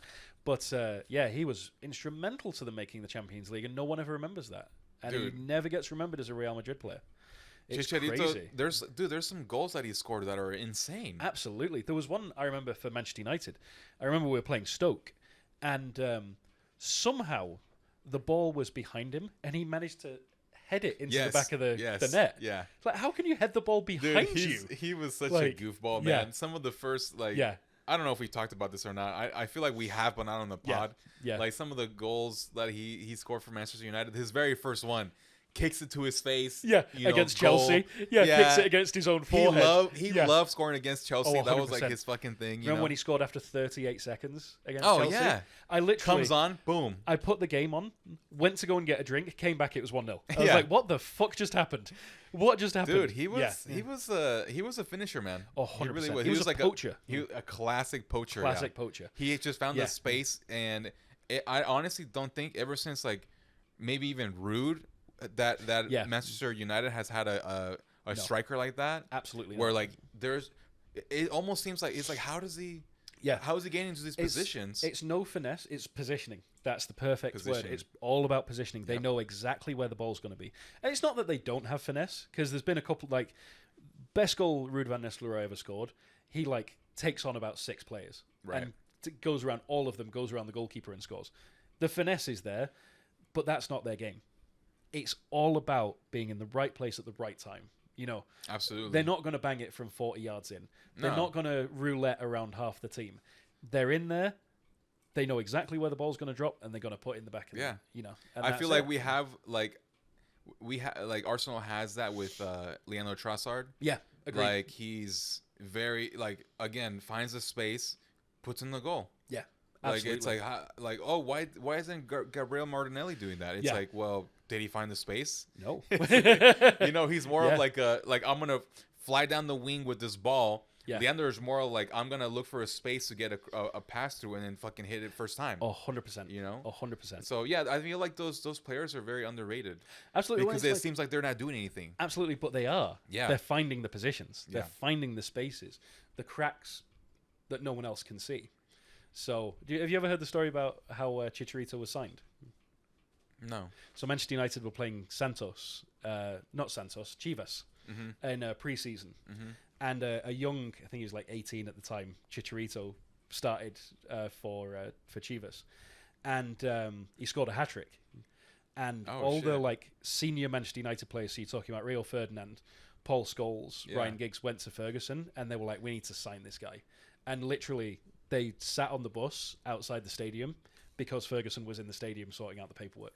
That's amazing. Yeah. That's like the Ronaldo story. Yeah, exactly. Yeah. Very similar to the Ronaldo story. That's so cool, man. I love the fact that, like, you know, like as a Premier League, one of the biggest leagues in the fucking world, absolutely, if not the biggest league in the world. Absolutely, it's really cool to have like a representative from Mexico to like make an impact like that. 100%. You know, or like I remember when Carlos Vela was at Arsenal, and the very first goal that he made, I was like, blew my mind. I was like, dude, this guy is fucking insane. Yeah. And then he just threw it all away. Same with Giovanni Dos Santos when Tottenham first got him. Great fucking player, but had a couple of great games. Yeah, but then just kind of shit his pants. Yeah. And then Chicharito went to United, and dude, he was doing fucking great. Doing great. He did great for United. Did great for Leverkusen. Yeah. Great for Madrid. Underrated at Madrid. Yeah. And even at LA Galaxy, you know, he really was did. Still, you know, he was still doing it. The dude had it, man. I really feel like if David Moyes gave just more of a chance to Chicharito, like he probably would have stayed there longer. Because who came in after David Moyes? The trouble with David Moyes is he had Van Persie, he had Rooney, he had Chicharito. Yeah. Did we have Falcao at that point, or was that No, I don't think so. There was another striker. It wasn't Berbatov. Berbatov had already left. It wasn't Falcao, but I don't remember who else was a striker. The only reason I want to say it was Falcao was because there was a season when Van Persie and Falcao were both playing for Manchester United because they were on FIFA together. Oh, so then maybe it was Falcao. Yeah. I think we might have brought him in, but no, that was the Van Gaal season because that was when we got Di Maria. And that was when we got Schweinsteiger. So it wasn't. It was Van Persie was just at the end of. So he was on the same FIFA, but it was a different thing. But there was a fourth striker, and so they were cycling, and it was like no disrespect to Chicharito. Just said how much I love Chicharito, but like, are you gonna drop Van Persie or Rooney? Oh, for sure. And it's I get what you're saying. I think without a doubt, if Chicharito had been Spanish, or if he'd been German, or if he'd been Italian. he would have gone. Completely different ballgame. Yeah, But because he was Mexican, absolutely. and because he was the first, like, no disrespect to the other ones, but he's like the first successful Mexican player in the Premier League. Yeah. No, I agree. Like, that's 100% true. Like, you know, like if we want to, I'll get into the weeds a little bit about the whole Mexican like national players and stuff. It's like it's I heard I was listening to this podcast about like how, you know, Mexico is a very poor country. Yeah. In terms of like the majority of the population are living off a very minimal amount of money. Yeah. So even like the youth contracts that these guys are getting they're already making like 10, 20 times more than like their counterparts in any faction of whatever industry that they get into. Absolutely. And then if they get an actual professional contract, I mean, dude, you're talking about like so Hundreds much of money. times. Yeah. Yeah. And so what at least the idea is that what ends up happening is that these players get complacent, they don't give a shit, and they become lazy. Yeah. And you can see that with Dos Santos and Carlos Vela, where they were like, I'd rather party. Yeah. You know, and it sucks because Carlos Vela, dude, his potential was insane. Astronomical. Bro. Insane. Yeah. Like, again, I'll never forget that very first goal he scored for Arsenal. Yeah. I was like, what the fuck is that? Yeah. And then nothing materialized after that. And then he went to like some Spanish teams and he did some things here and there and just not really like did much. Yeah. But Chicharito was the first one to really go for it and really fucking do something where like you could tell that he had ambition and he wanted to be really good at what he was doing. And I think not to take anything away from Chicharito, because obviously it was his hard work, but he's said in interviews that it was Alex Ferguson. He's like, I would run through walls for that man. Yeah. You know, and I think that's what maybe some of these lads needed, was that force to be like, stop being stupid. For sure. Get your ass out there, because you think you're making money now. Wait until we win the Premier League. Yeah. Wait until we win the Champions League. Get your ass out there and do it for, if not yourself, do it for the team. Do it for me. No, that's true. That I mean, like, that I think right there is a very good example as to when a manager understands that you need to take the mentality from being like, my hunger is I just want to be out of poverty or out of just slums or whatever place that they come from. Because the majority of the greatest players or just good players in general are all coming from shitty places. 100%. And how do you shift that mentality into like, now that I'm here, I want to win everything. 100%. I want to be a champion of everything. Well, it's like there's a famous story, and I keep harping on about Manchester United, but it is my my bread and butter. Please do, man. But it was the speech that Alex Ferguson gave before the 2008 Champions League final against Chelsea, and Patrice Evra has told this story many times, and he was looking around and he was like, "You lads have nothing to fear. This is just football." And he's like, Wayne Rooney comes from one of the roughest parts of Liverpool and fought to survive on the streets.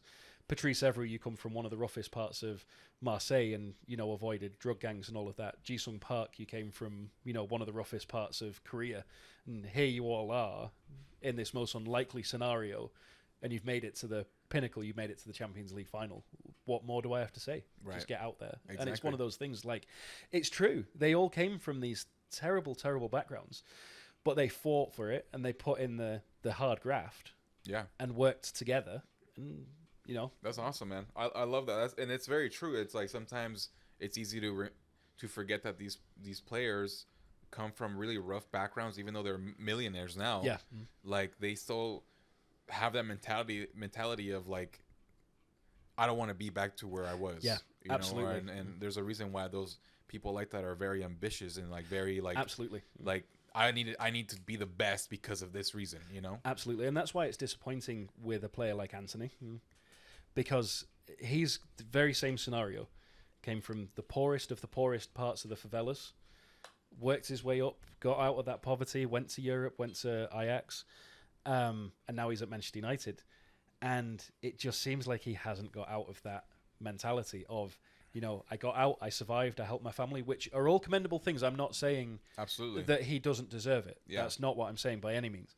It's just that there is so much there. There is so much potential, as we said with Carlos Vela, that if he just put his mind to it, he could be the right winger for Manchester United for the next 10 years. Yeah. Easy. Without a doubt. Easy. Without a doubt. And he's shown flashes of brilliance, that goal against Barcelona, the goal on his debut against Arsenal. I was at the stadium watching it, you know, and you thought, oh, holy shit, we've just solved our right wing problem right here. And since then, it's been like. Do you think that Ten Hag has the minerals to instill that mentality to players? I think he does. I just don't think he's had the chance because of all the, the extracurricular stuff that's been going on with like Sancho and Ronaldo and all of that. It's like, how can you shout at a player if it's like, oh fuck me, I've got to go to the courthouse because Mason Greenwood's touched another woman? It's like, you know, that's true. You can't focus on that. You know, when Ronaldo's talking shit to Piers Morgan about how terrible of a manager you are, like, so I think he does, and you can see it like even in interviews. Like, was it?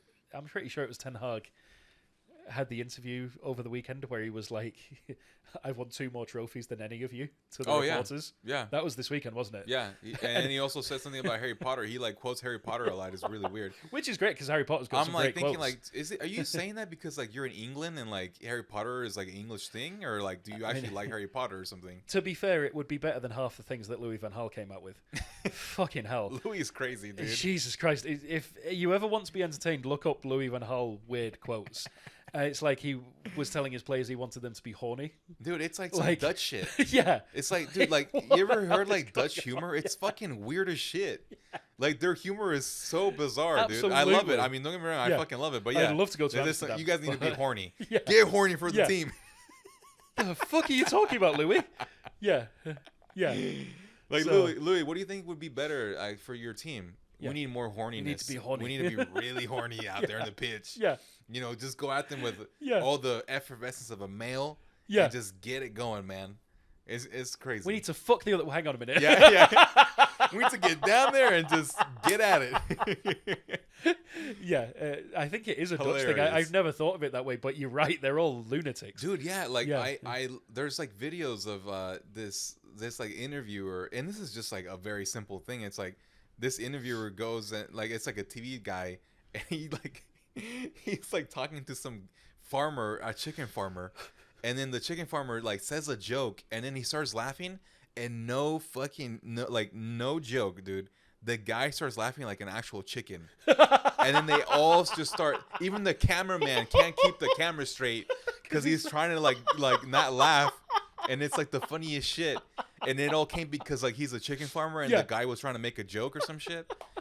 Like, their humor is fucking bizarre, but it's just so funny, you know? Oh, the Dutch. That's what happens when you have nothing better to do but go down a canal smoking weed.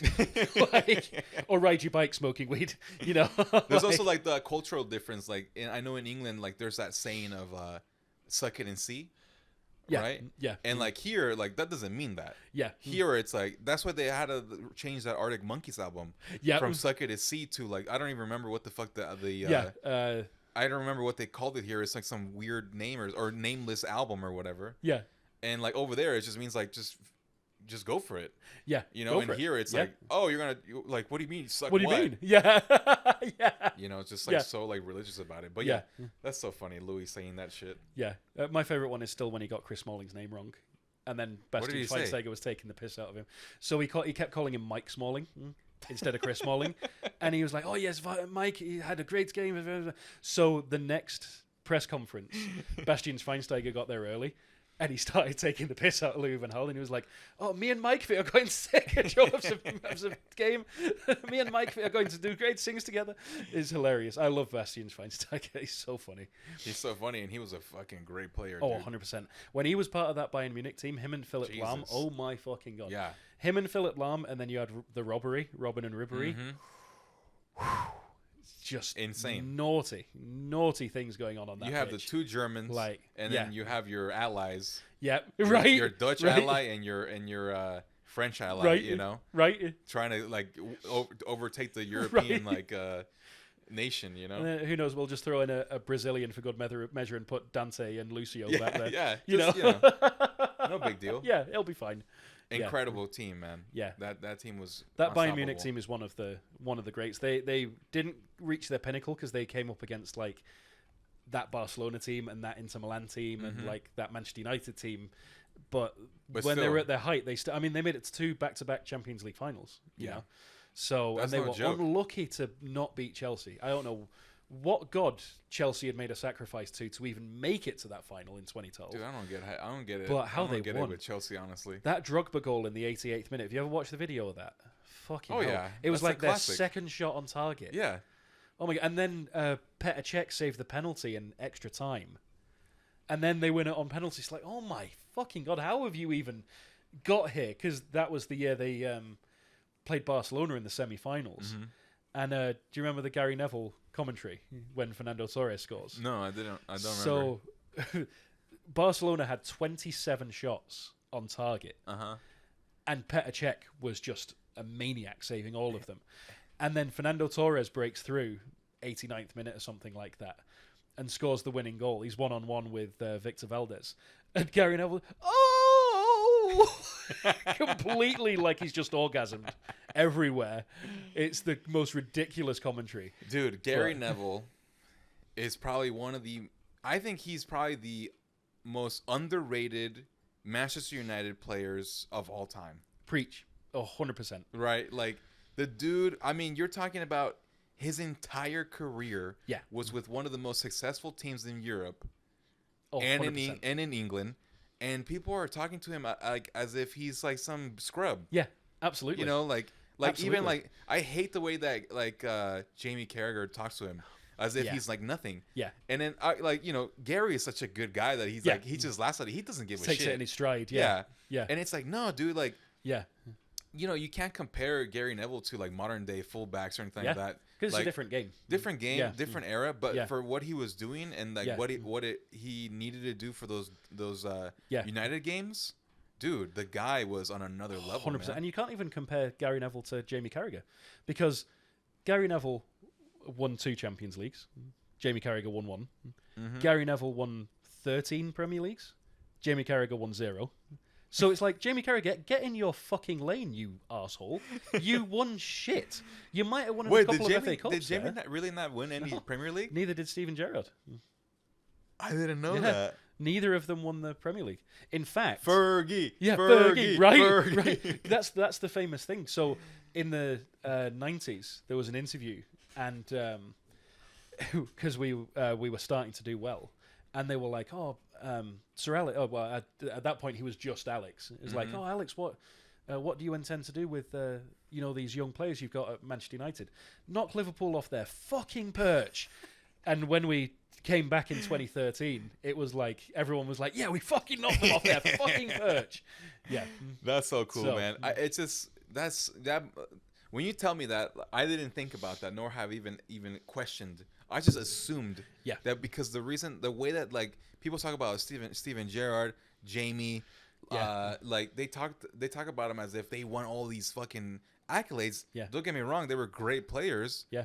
But then people are, they talk about like Michael or what's his name?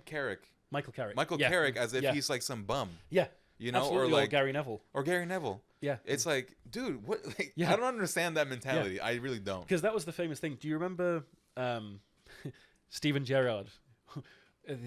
They won a game. I can't remember who they were playing, but we will not let this slip. We will not let this slip. And then he went and slipped against Demba Ba, and Demba Ba ran in, and Chelsea ended up winning the league. And it was literally, it couldn't have been any more poetic, because he literally slipped and let Demba Ba run one-on-one with the goalkeeper. And then he cursed himself on his return, because he returned from injury or something, came back against Manchester United. You thought Paul Scholes was bad on his return. 21 seconds in, he 2-foots Ander Herrera. Poor Ander Herrera. Holy shit. Straight red card. Oh my Completely derails their challenge that season, because we went on to beat them. Like, they are the architects of their own demise. But, like, they won fuck all. Yeah. I'm sorry. They won 1 Champions League, which is great, commendable. They won a Champions 100%, League. 100%, yeah. But a majority of their trophies came from the 70s and 80s. It's like Real Madrid. A majority of their European Cup finals came in the 50s. Like, yes, you've won, what are they on, the 21 now? Champions League? Yeah, something like that. Yeah, because it was the Undecima, wasn't it? Or whatever it was.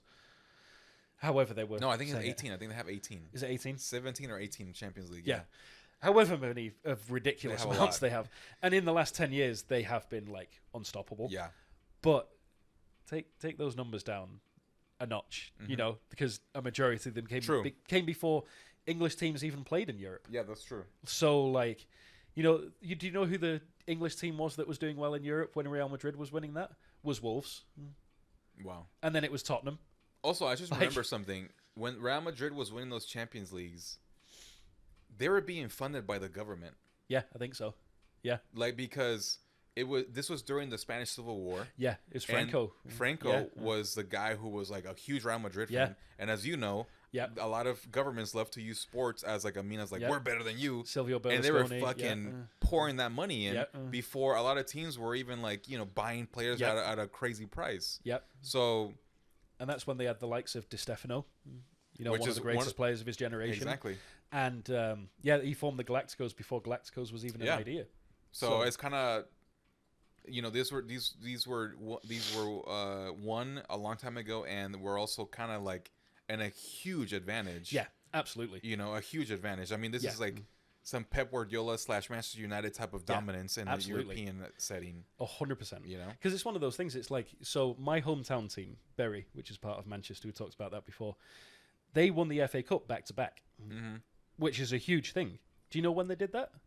1905 and 1906. So it's a long time ago. So no one goes around Bury and like, oh yes, we're back to back FA Cup winners. Right. No one's alive to remember that. Even if someone was 120 years old, they'd only just have been alive. They wouldn't remember it. So it's like, and I know that's a much longer time ago, but still. Yeah, that's a really good point. I actually didn't think about that. That's very true. I mean, I'm guessing that in some respects, the fact that they did win a lot of Champions League before the modern time, in terms of like football, it probably gave them a lot of like, hey, we're the best. Yeah, exactly. Let's be the best, as you know, like it's like motivation or whatever. 100%. And you can see that from like, they won all those titles, and then they didn't win anything for a long, long time until sort of like the 90s. Yeah. Maybe one here, maybe one there, but it wasn't like they won it 10 years in a row. For sure. And then they barely won anything until sort of the modern era. And then honestly, like that whole like Zidane coming in and like, dude, that I feel like is something that isn't really spoke about a lot.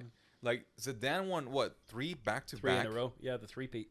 He won 3 back-to-back. Yeah.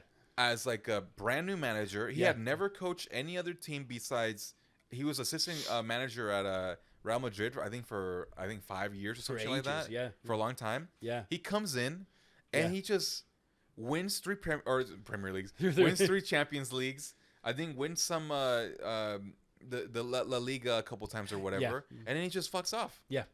And it's like, what? Yeah. How? What? Yeah. Wait, like we're like, how did that happen? Like, why isn't this more like being spoken of? Like, this is like a top level type of shit. And he's just like, yeah, I'm good. Yeah. Like, that's crazy, man. Yeah. That's fucking crazy. Yeah. You know, like Mourinho won it, what, three times with 3 different teams. Yeah. Because it was Porto, Inter Milan. Did he win it with Real Madrid? Oh, is it twice only? I think he only won it twice. Yeah, it's only twice. I think he's won the Europa League. Porto, and Inter, and he never won it with Real Madrid. Yeah, he hasn't won it with anybody else because he obviously didn't win it with Manchester United. No, and how many times did Sir Alex win it? Twice too, right? Yes, 99 and 08. And so that's it. Yeah, because it's a huge thing to win the Champions League. 3 with Pep, I think. Pep has won it 3 times now. 2 with Barca. Yeah, that would make sense. And 1 with City. Yeah, because he beat us twice, bastard. Yeah, and then Ancelotti, I think, has the most. I think he has 4. Can't stand Ancelotti. Because fucking hell, it's not just because he was Chelsea manager, right. But he just smug little grin that he has on his face. Jesus Christ. So here's the thing with Real Madrid. I think I mentioned this before. How like Manchester United and Real Madrid have a certain like kinship because of what happened with the Munich air disaster. Mm-hmm. It doesn't stop me from getting pissed off with them sometimes. Because it's like, they'll do fuck all in the league, but then somehow they'll be losing 5-0 to Bayern Munich and they'll win 6-5. And it's like, how? Because they're not blowing teams away. It's like when they played City last year. Or even, who did they beat in the semi-final? Was it Bayern Munich? Bayern Munich were 1-0 up in the 88th minute. I don't remember. Yeah. And then they lost 2-1. Yeah. Yeah, it's like the way, like the feeling that I got when I saw France was in the final of the Euros. It's like, how the fuck are you guys here? How did you manage that? Like, what the fuck? Yeah, exactly. So it's one of those things where it's like, I mean, I can't take anything away from him. It just pisses me the fuck off. It's like every time they win the Champions League, it's like, here we go again. Yeah. Who gives a shit? Yeah. It's like Bayern Munich winning the Bundesliga for the 11th time in a row. It's like, whoop-de-fucking-do. Right. Like, you know. I see what you're saying. I like, again, you know, I know we talked about this last time when we talked about the new Champions League format. Yeah. But I really do think that this one, I do think, and I'm hoping for that, it's going to be a big turn of events in terms of like the teams that are going to go through, because I feel like there's going to be so many like differences in team and tactics and players. That's fair. That I think it's going to be very interesting to see that. Fair. You know? Speaking of Europe, transition. Europa League draw. I haven't seen anything else about it except that Manchester United drew Jose Mourinho. Wait, what? Yeah, we're playing Fenerbahce. No. Yeah. But do you know you guys are going to lose. I'm sorry. You know the thing that really pisses me off? It's away. I wanted him to come back to Old Trafford. If it could have been at home, imagine the reception he would have got at Old Trafford. You think so? You think that he would have done a good one? I don't think he would. He didn't get a very good one for Tottenham, but it's because it was Tottenham. It's still in the same league. And he hates Tottenham. He doesn't like Tottenham. Well, yeah, exactly. But like, you know, he's coming back. He's been at Roma. We haven't played Roma for a while. You know, he's coming back. He won us that treble. Yeah. You know, he got us in second. Yeah.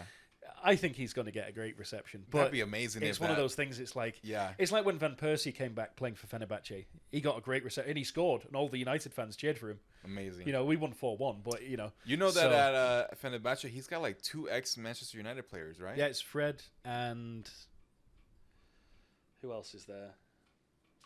Or I think it's 3. Fred and I think it's a striker. Fred just scored his first career hat trick. Yep, and it was a great one too. I saw it. It was fucking amazing. They're doing really good, man, in the league. I think they tied their first game, and their last 2 games they've won. Really? Pretty convincingly, yeah. So their squad is looking really good. Oh, they got Soyuncu? Yeah, and they also have Sir Maximin. Maximin, I forgot his name. So Fred. Oh, Amrabat, because he went back from loan. Yep. The bald guy. And then... Oh, yeah, they do have Saint Maximin. They have Ryan Kent. That's random as fuck. Yep. Dude, they have a good squad, man.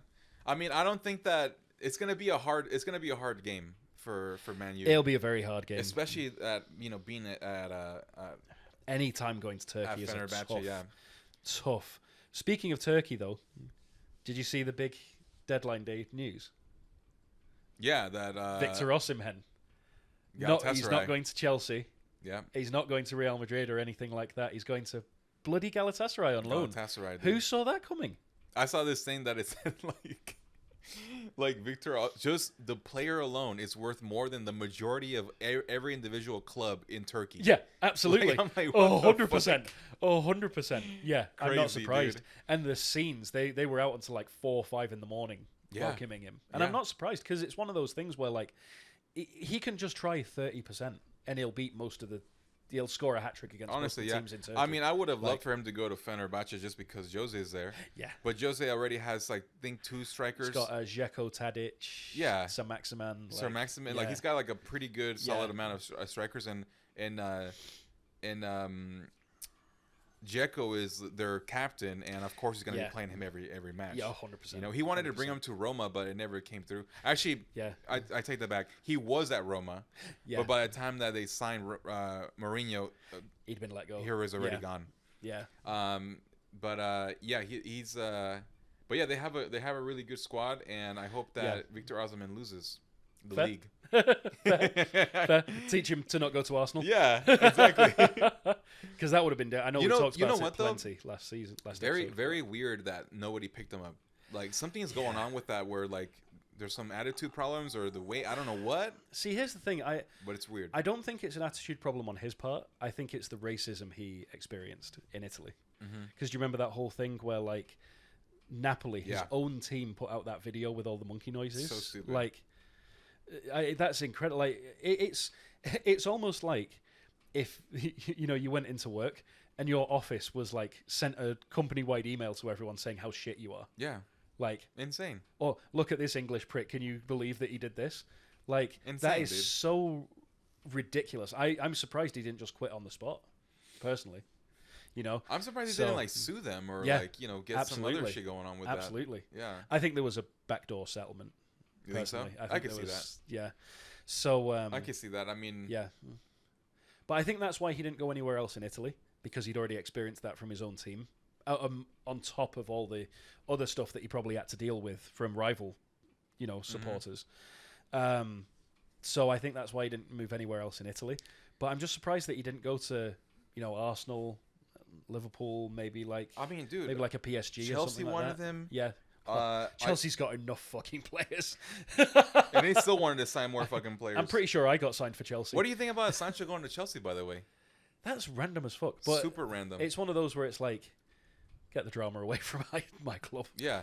Like, it's one less dramatic. Yeah, Sancho seems like one of those, I don't know, he just seems odd. I can't imagine him playing for Chelsea.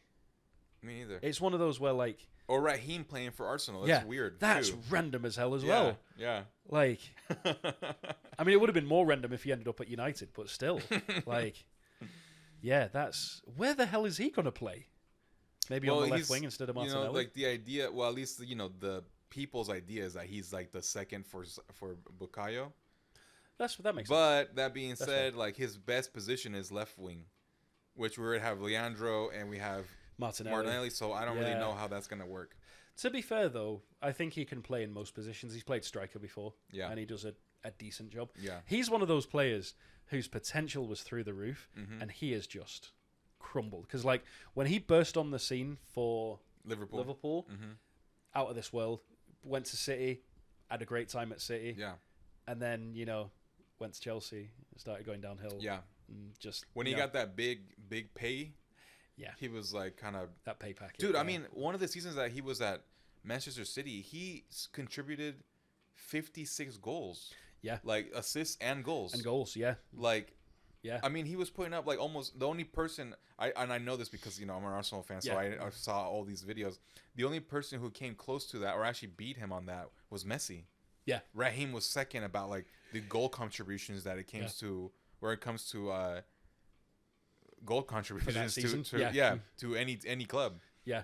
Which is fucking insane. Let me guess, was it the season that Messi got 91 or whatever it was? I don't remember. I don't think it was that far back. I don't remember, but it was a lot. It was a lot more fucking Messi, dude. He's a freak. By the way, just to go back real quick, because we were talking about Liverpool, like not winning shit because they suck. Yep. Yep. But that Rafa Benitez team, incredible. Yeah. Incredible fucking team, man. Come on, Luis Suarez, Fernando Torres. Oh, fuck Suarez. Suarez can. Coit. What's his name? Dirk Kuyt. Dirk Kuyt. They don't get me wrong. They had some good players. Gerrard. But like, you've got to think, if they were that great, what did they do with all that talent? No, for sure. But what I mean is like, okay, let's take it like this, right? Manchester City, great team, right?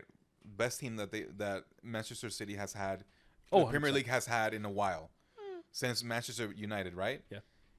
Liverpool. Thank you. I'll accept that. If you're going to say that, no, it's true. Liverpool. Yeah. Great squad. Yeah. Has only won the Premier League once, and the Champions League once. Yeah.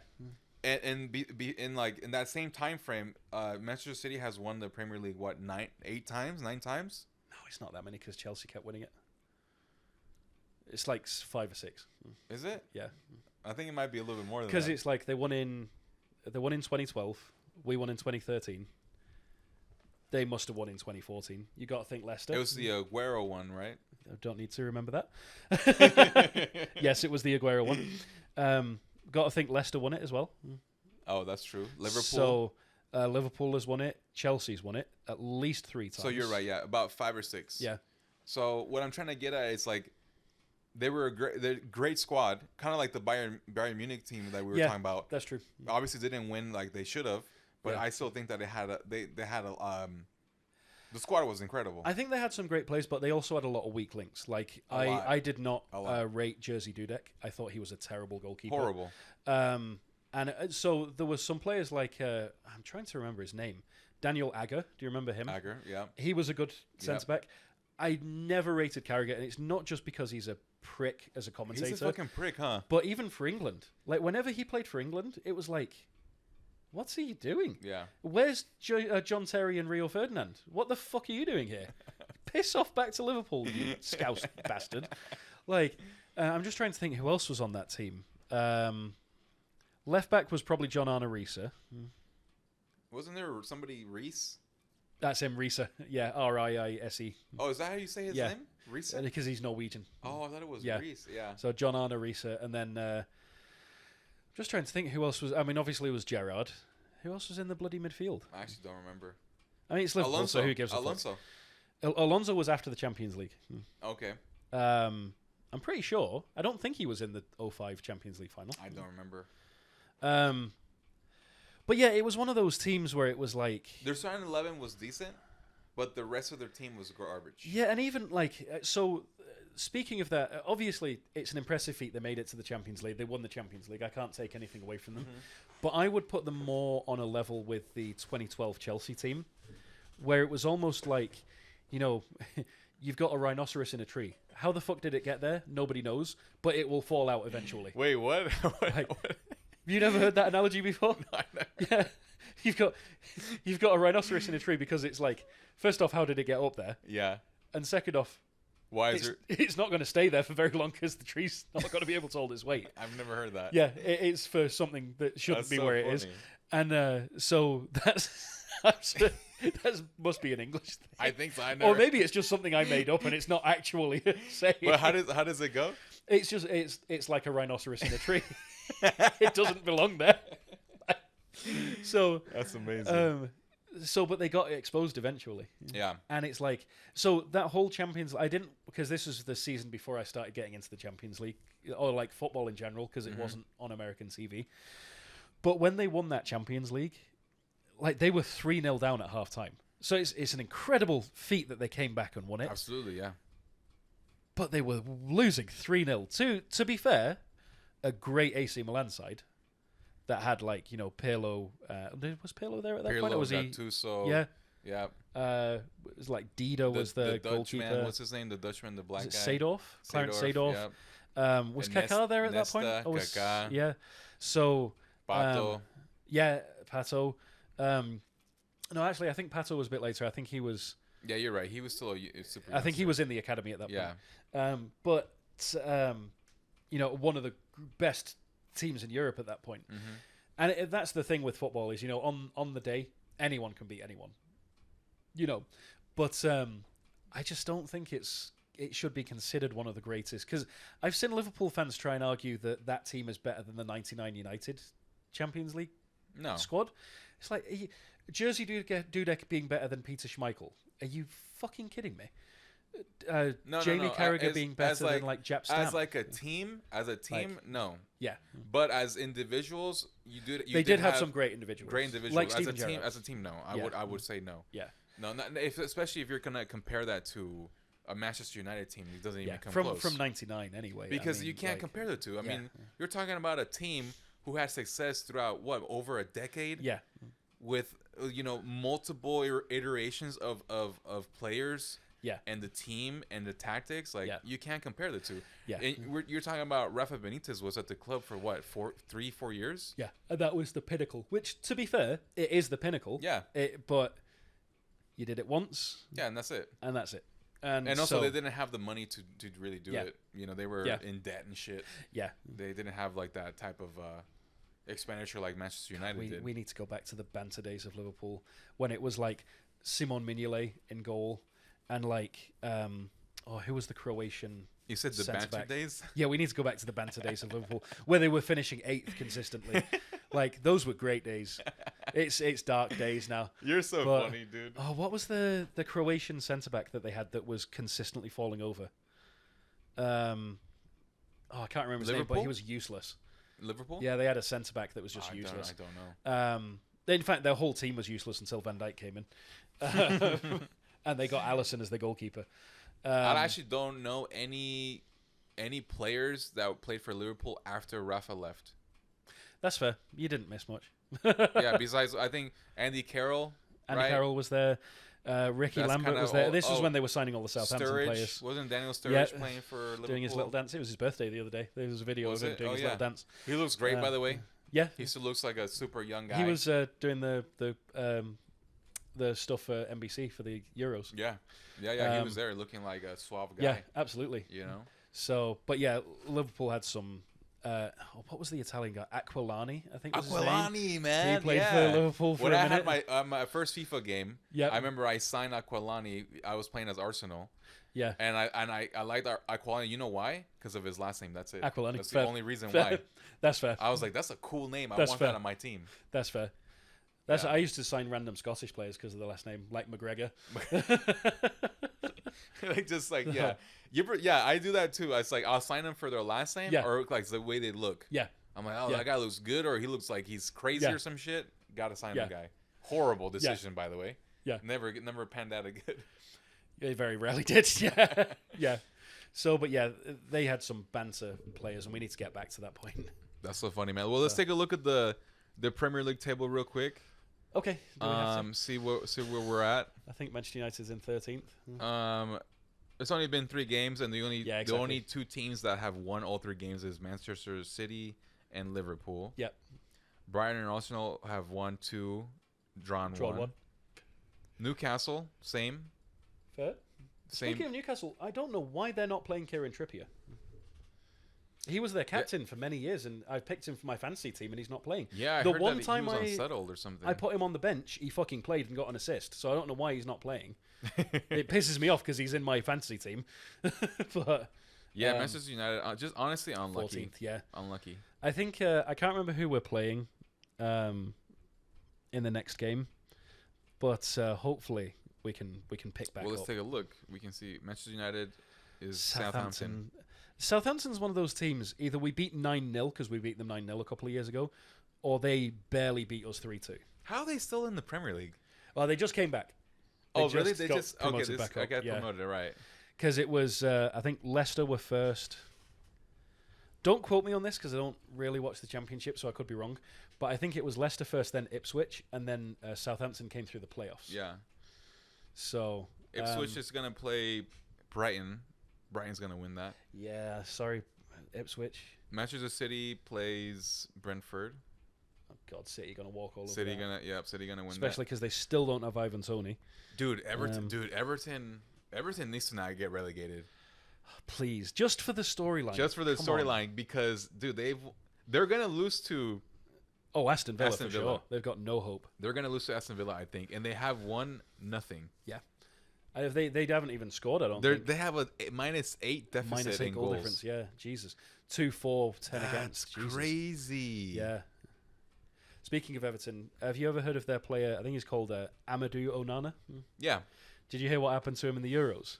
No. So he was being interviewed, and the guy kept saying, "So, Andre, what did you think of the goal?" Meaning Manchester United's goalkeeper.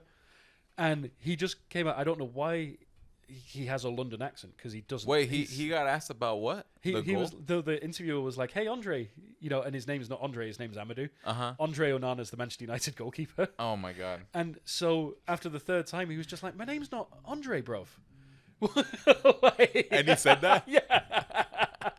So he showed up to Belgium training today, and he's got a T-shirt that says, "My name's not Andre." Bruv. They got to put the bruv in there. That's the best part. So. Oh my God. So that's all hilarious. I know about Everton at the minute is that they still have Amadou Onana.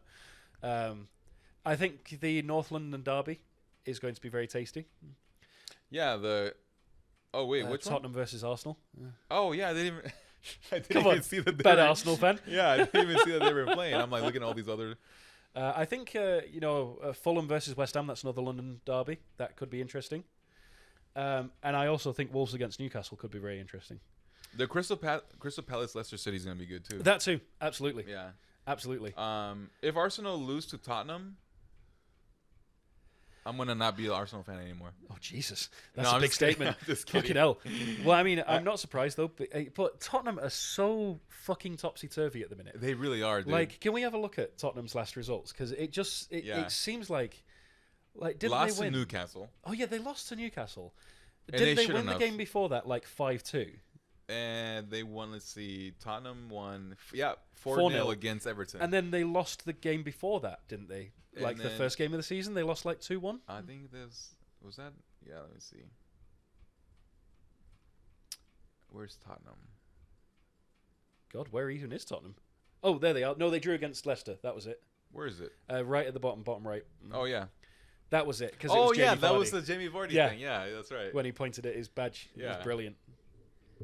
Yeah, you're right. It's that's a very good way to put it. They're very topsy turvy with the results and Ange. You just never know which Tottenham is going to show up. Is it the one that's going to batter you 4-0, or is it the one that's going to throw it away and lose 2-1? And clearly, I feel like Tottenham have been that club for a while now, because even when Mourinho was there, like the sometimes they would have great performances, 2-1, 2-0, 3-0, but then sometimes they would just like lose 1-0. Yeah, they'd show up and beat City 4-0. Yeah. And then they'd go and lose to like Brentford 1-0. Yeah. Like It's super weird. So I think it's like Mourinho was, because of the Amazon thing, whatever that, what's it called? All or Nothing. Yeah. The All or Nothing thing that they did with the Tottenham one. It's like Mourinho was very right. The players that they recruit don't have the mentality that is needed for them to really go through an entire season thinking like, we're gonna win this fucking 100%. game. I think the only one is Heung-min Son. He's the only one that gives it his all every game. And Kane, which he's gone. Yeah, exactly. Exactly. But that being said, though, individually as players, they have a pretty good squad. Oh yeah, Vicario, great goalkeeper. Yeah. Heung-min Son. I think James Maddison has great potential. What's his name? Lubuskelski? What's his name? Oh, Lo Celso? No, Kulusevski Kulusevski. from Ukraine. Yeah. He's an incredible player. Yep. But again, he's one that's hot and cold. He shows up and then he disappears for 6 months. You know? Absolutely. So let's talk about the Serie A real quick. okie dokie. The only thing I want to point out real quick is that, as you know, Juventus has been on fire. Yep. But this weekend they went up against Roma and they drew 0-0. 0-0. A typical Italian game. Really? Just very No, I mean it's just in scoreline. Oh, It's yeah. like Fair. 0-0 or 1-0. Fair. I didn't see Inter beat Atalanta 4-0. Yep. What the hell? Yeah, Inter I kind didn't of see that one. Inter has a strong squad. Atlanta, unfortunately, since they lost their, they lost. What's the name? Coop Miners. Oh yeah, we talked about Coop Miners. They lost Coop Miners and they lost, I think, one or two more like important first team players. Like we were saying before, they're starting 11, great. Yeah. After that, it's just kind of like whatever. Yeah. And yeah, look at this. 2 games. Was it 2? Yeah, 2 games. There was a red card in each one. Jesus. Which is Lecce, which is Calgary. Lecce had a red card. Napoli versus Parma. Parma lost a player because they got a red card. Look at that. Lazio 2, Milan 2. Yep. That's Milan has interesting. been struggling, dude. Really? Yeah, ever since they got rid of Pioli, their manager, and I don't remember who the fuck they brought in. Oh, yeah. But they that'd be tough. and then remember I told you, I was like, oh yeah, Tommy Abraham went to the Premier League. He's gone to AC Milan. And I was like, oh yeah, then he went to West Ham. Yeah. Dude, he got to AC Milan. Yeah. It's like, come on, man. Looks great in Rossoneri, by the way. I mean, have you ever been to Milan before? No, I have never been to Italy. No, I've never been, but it sounds like it's exactly like West Ham, and you went there when you were in London. Yeah, that's what it is, dude. Would you rather be in the Upton Park area or in the city of fashion? Right. We're already there, brother.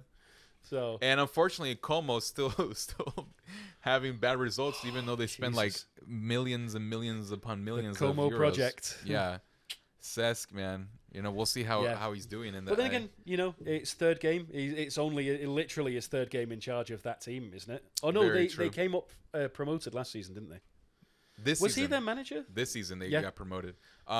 He's been their manager, I think, for 3 seasons now. Oh shit, never or mind. 2 seasons. I think this is his 3rd. So they've lost 2 and drawn 1, haven't won a match since they started. Which is the same as Venezia, and Venezia is not a good team. That's crazy. They've scored 5 goals and let in 4, and they've got those results. Yep. Yeah, so clearly they're having troubles on the backside. Sounds like him. Come on, backside troubles, man. You don't want those sorts of troubles. Come on, Varane, what are Exactly. you doing? Same with Roma, man. I mean, that's Oh my God, Roma's down in 17th. yeah, and they've Jesus. recruited some pretty good players, And but Bologna, the masterclass that they had last season. I know we've already talked about it at length because they lost Yep. their manager to Juventus. you know, at least they got money. So, right? Absolutely. It'll help wipe away their tears when they get relegated. Yeah, and still no team has, Juventus and Inter have still drawn. They've won twice and they drawn once. Interesting. So yeah, Interesting. very interesting Italian stuff going Yeah. on. You know. Well, unfortunately, I think because there's nothing else to talk about in the international circuit at the minute. Yeah. England's playing bloody Ireland and Finland, so it's like, whoa. Whoa. What we fucking do? Finland. Like, whoa, come on. Oh, Jesus Christ. The only thing that's interesting is that it'll be interesting to see how the interim manager does, Lee Carsley. Yeah, Obviously, Southgate's gone. I wonder who's he gonna be picking for his team. I think the like pool of players has already been announced. It's Mhm. the usual suspects. There's nothing. Do you think they'll be set up as before, or like I don't know if the formation will be the same, but I think the players will probably be the same. You know, he's not going to drop Bellingham or Mainu or Pickford or anyone Right. like that. So dude? I can't Mainu. imagine it being too experimental. I like every time the Mainu's name comes up. You getting hungry? Yeah, I think so. I just always think like, man, like he's still like so fucking young Yeah. and just killing it. Yeah, You know? absolutely. Shout Absolutely. out to Mainu, man. Hell yeah, the Mainu man. And yeah, man. So is there anything else you want to talk about? No, I think that's it really. We went through a lot. Hell yeah. You know. You help get out my feelings about Manchester United. Yeah, and I mean, Liverpool. we literally just talked about Manchester Right. United and Arsenal, which I'm totally Yep. fine with because, like, I love Yep. that. I love that. Yeah, other than that, I don't think there's anything too exciting. Let's just check if Giroud scored this weekend so that we can get him Ooh, into good the, idea. into the podcast. Yeah. Do you want to say that it looks like you got a Giroud? Oh, yeah. Right? Yeah, so I was playing FC24 before I came over. And as any of you know that play it, we're in the part of the year where they just release all the players into packs. And I packed Olivier Giroud. So I'm Fuck very yeah, happy dude. with myself. Honestly, I feel like that's like a. It's like a what would you call that? Like It's like a blessing from the gods. exactly. Like we literally spoke it into existence because we've Exactly. been talking about Giroud Right? for almost a month now. Literally made it happen. I'm just having a look. I don't think he played. Oh, he did come on. They lost 2-0, so it wasn't. Yeah. Let's not talk about So, that. You know. Yeah. They were losing before he came on, I'm sure. Oh, okay. Yeah. I didn't see, but I'm sure that they were losing before. Good old Giroud, baby. So we gotta talk about Giroud every single episode. absolutely, 100%. That's our motto. 100%. You know, we should call it the Giroud pod, Right? right? Roji. Roji. You know what's funny is that, like, you know how when you say, for example, right, you like get a new car or a Yeah. car that whatever, and it's like let's just say it's a Honda Pilot, and then you just see Honda Pilots all over Everywhere. the place, right? Yep. I feel it's the same thing with Giroud. Like we've been talking about Giroud, and like he's come here, he's come there, he's kind of like popping up here and there all over the place. Yep. I think I told you. I'm pretty sure I saw him on the baseball broadcast that time. Oh yeah, I'm pretty sure it was him. yeah. I can't imagine it being anyone else. I mean, he's very, looks very one of a kind. So Right? if you saw Absolutely. him, as they say, if it smells like shit, Yeah. Right. it probably is shit. So the saying is now, if it smells like Giroud, Yep. it It is is a Giroud. Giroud. All right, man. Well, thanks for coming by. Of course. We will It's a talk pleasure to as you- always. Yeah, we will talk to you guys on the next one. Yeah. So next one, I don't know how we want to do it because of the international break. Mm-hmm. Whether we want to do a preview of the upcoming matches, even though we already just did it, or we want to wait until the matches have done. I don't know how Well, want we to- can always like dive deep into the history of Manchester United. That's true. As Ferguson, we can go. You know what I would love to do? Actually, I would Yeah. love to go through all of the transfers that Ferguson did, Interesting. like year by Fair. year, because Yeah. I think that was super interesting to me. Yeah. I would love to talk about Arsene and like all the academy youth that he brought through. Yeah. The system that all these players were spread out now through Europe. A lot of them are still playing, 100%. and so I think those would be really interesting topics to Be interesting to dive see in like about. Wenger's last team, like how his team lined up for him, and to Right. see where they are now. Right, absolutely. Or Same to see with- like same- how their career ended up. Same with United's or Fergie's last team that he made. Yeah. You know, Absolutely. A lot of them have retired now because Yeah. they're older, but still. So, anyways, yeah, we'll talk to you We'll guys figure next something time. out for Yeah. sure. So you have a guys. good night, everyone. See you Yeah. later. Until next time. Bye.